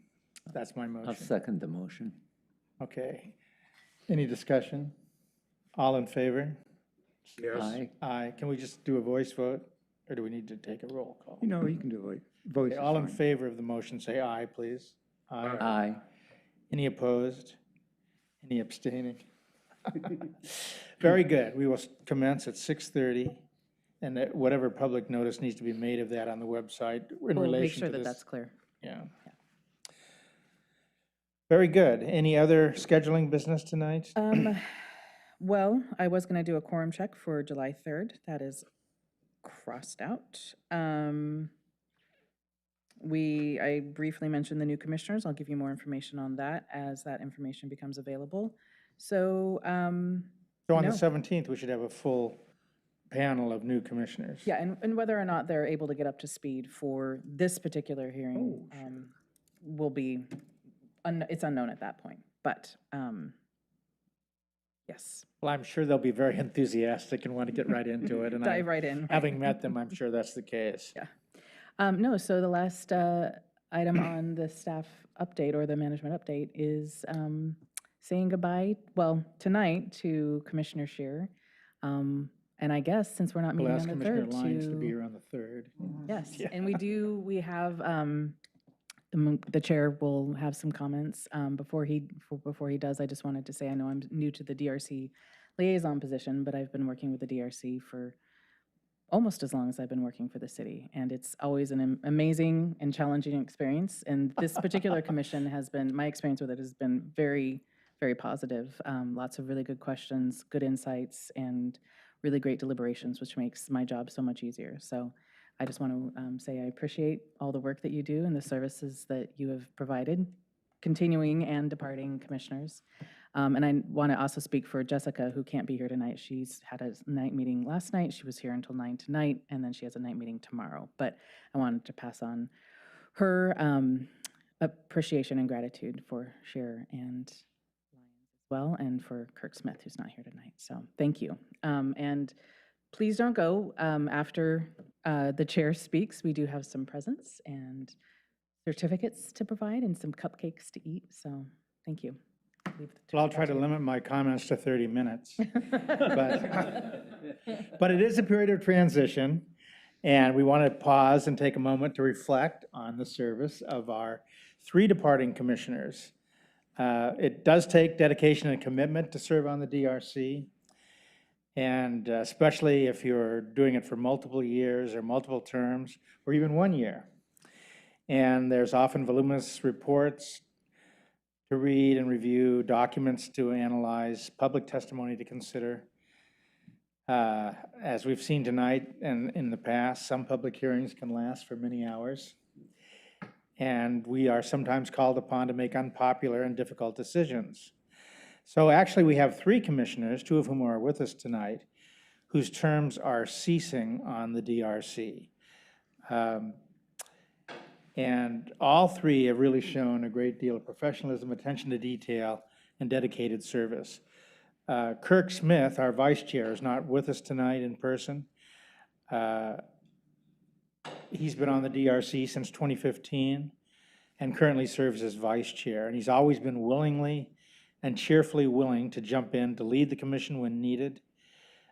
He's asked very incisive questions and has really made a great contribution. So we're going to miss him. And I'm sorry he couldn't be here tonight to receive his certificate of service, which I'm sure will be hanging in his law office wall soon enough. And Commissioner Tim Lyons, I've especially Tim, appreciated your participation. Your term is not up, but you have an opportunity to expand your role in your firm as an attorney by moving to San Diego. So we're happy for that. I hope that'll give you more in-person involvement with other lawyers and clients.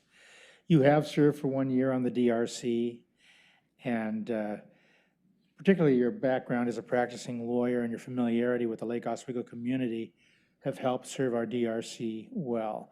And I particularly appreciated your participation, your questions and comments in public meetings of the DRC, actually starting with your very first meeting, continuing through tonight. And you've always been consistently helpful, and your comments have been useful, and you've enriched and improved the quality of our deliberations. So we wish you and your family the best as you move to San Diego, and we will miss your participation in our meetings. And that brings us to Commissioner Jeff Shearer, who served, I think, 3 terms on the DRC, starting in about 2015. You've been vice chair, and you've served successive terms as chair. You're now our immediate past chair. And particularly, you gave good leadership and effective leadership during the challenging COVID era when we were relegated to remote participation. Your strong background in business and development has really, and your perspective and insights and practical knowledge have really helped our deliberations. And I really, for one, have really appreciated your respectful demeanor, as well as your targeted questioning and your efficient guidance of our DRC at all times, right getting to the heart of the matter. And you will be especially missed on our commission. Thank you very much. And when you're relaxing at home or at the beach or traveling, we hope you will think of us on the 1st and 3rd Mondays of the month. I'll always watch. And you can text me with your critiques and comments and suggestions. Yeah. So on behalf of the commission and the Lake Oswego professional and administrative staff, I want to thank you for your many years of service on the DRC and your involvement and dedication to our community. We really appreciate and respect that. Randy, thank you very much. I really want to thank the other commissioners, but mostly I want to thank Evan and Jessica and Joanna and Ellen and all the planners. And I would like, if anybody's still listening, they should really feel good about the city employees and who runs this for us, because they really do a great job, and they're always very fair, and they've always helped us. So thank you. It was a great 8 years. I enjoyed it. Thank you very much. Well, thank you, and I appreciate your comments about the professional staff, which I would echo as well. I would like to echo those comments too. I think that your presentations, in particular, Ellen and Johanna, make the job a lot easier when you present it so well. You know, it's interesting how a topic, you know, I'm sitting here looking at the type 2 tree permit, but in the background I'm hearing, you know, large social issues and talking about different religions mixing, and I'm like looking at this code here, but, you know, I appreciate you really honing in on what we're supposed to be looking at, and it's very helpful. And it's been a great experience, and I appreciate you all giving me this opportunity to be of service in such a wonderful community. And Tim, if you're looking for a letter of recommendation for a commission in San Diego. Oh, thank you. we'd be happy to- Thank you. I understand they have a tree commission there. Yeah. So great, well, let's take a break, and I think there are some refreshments, and please join us. Can I present Oh, presents? in I wasn't sure what our 10 minutes? protocol was tonight. I Yes. don't really know, I'm making this up. Okay. We do have a card for Commissioner Smith. We're going to mail out.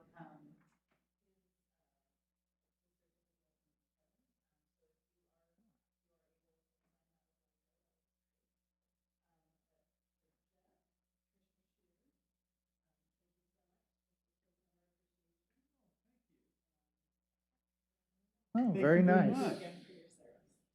That's for your Monday night watching, so you'll be comfortable. Yeah. All cozied up. I'll be cozied up. Lyons again. Great. For Monday night watching as well. Well, Jeff, we saw during the remote times with video, you had those plaques behind you and Yeah. pictures, so you can add that to I the will. wall. I'll add it. All right. Well, very good. Our formal meeting then will adjourn, and we will invite those present to go into the lounge area, the kitchen, for refreshments. Thank you very much. Thank you so much. Oh, wow, thank you. You said Well, thank you. way too many nice things. Oh, I actually had more, but I was so late in the evening. I thought-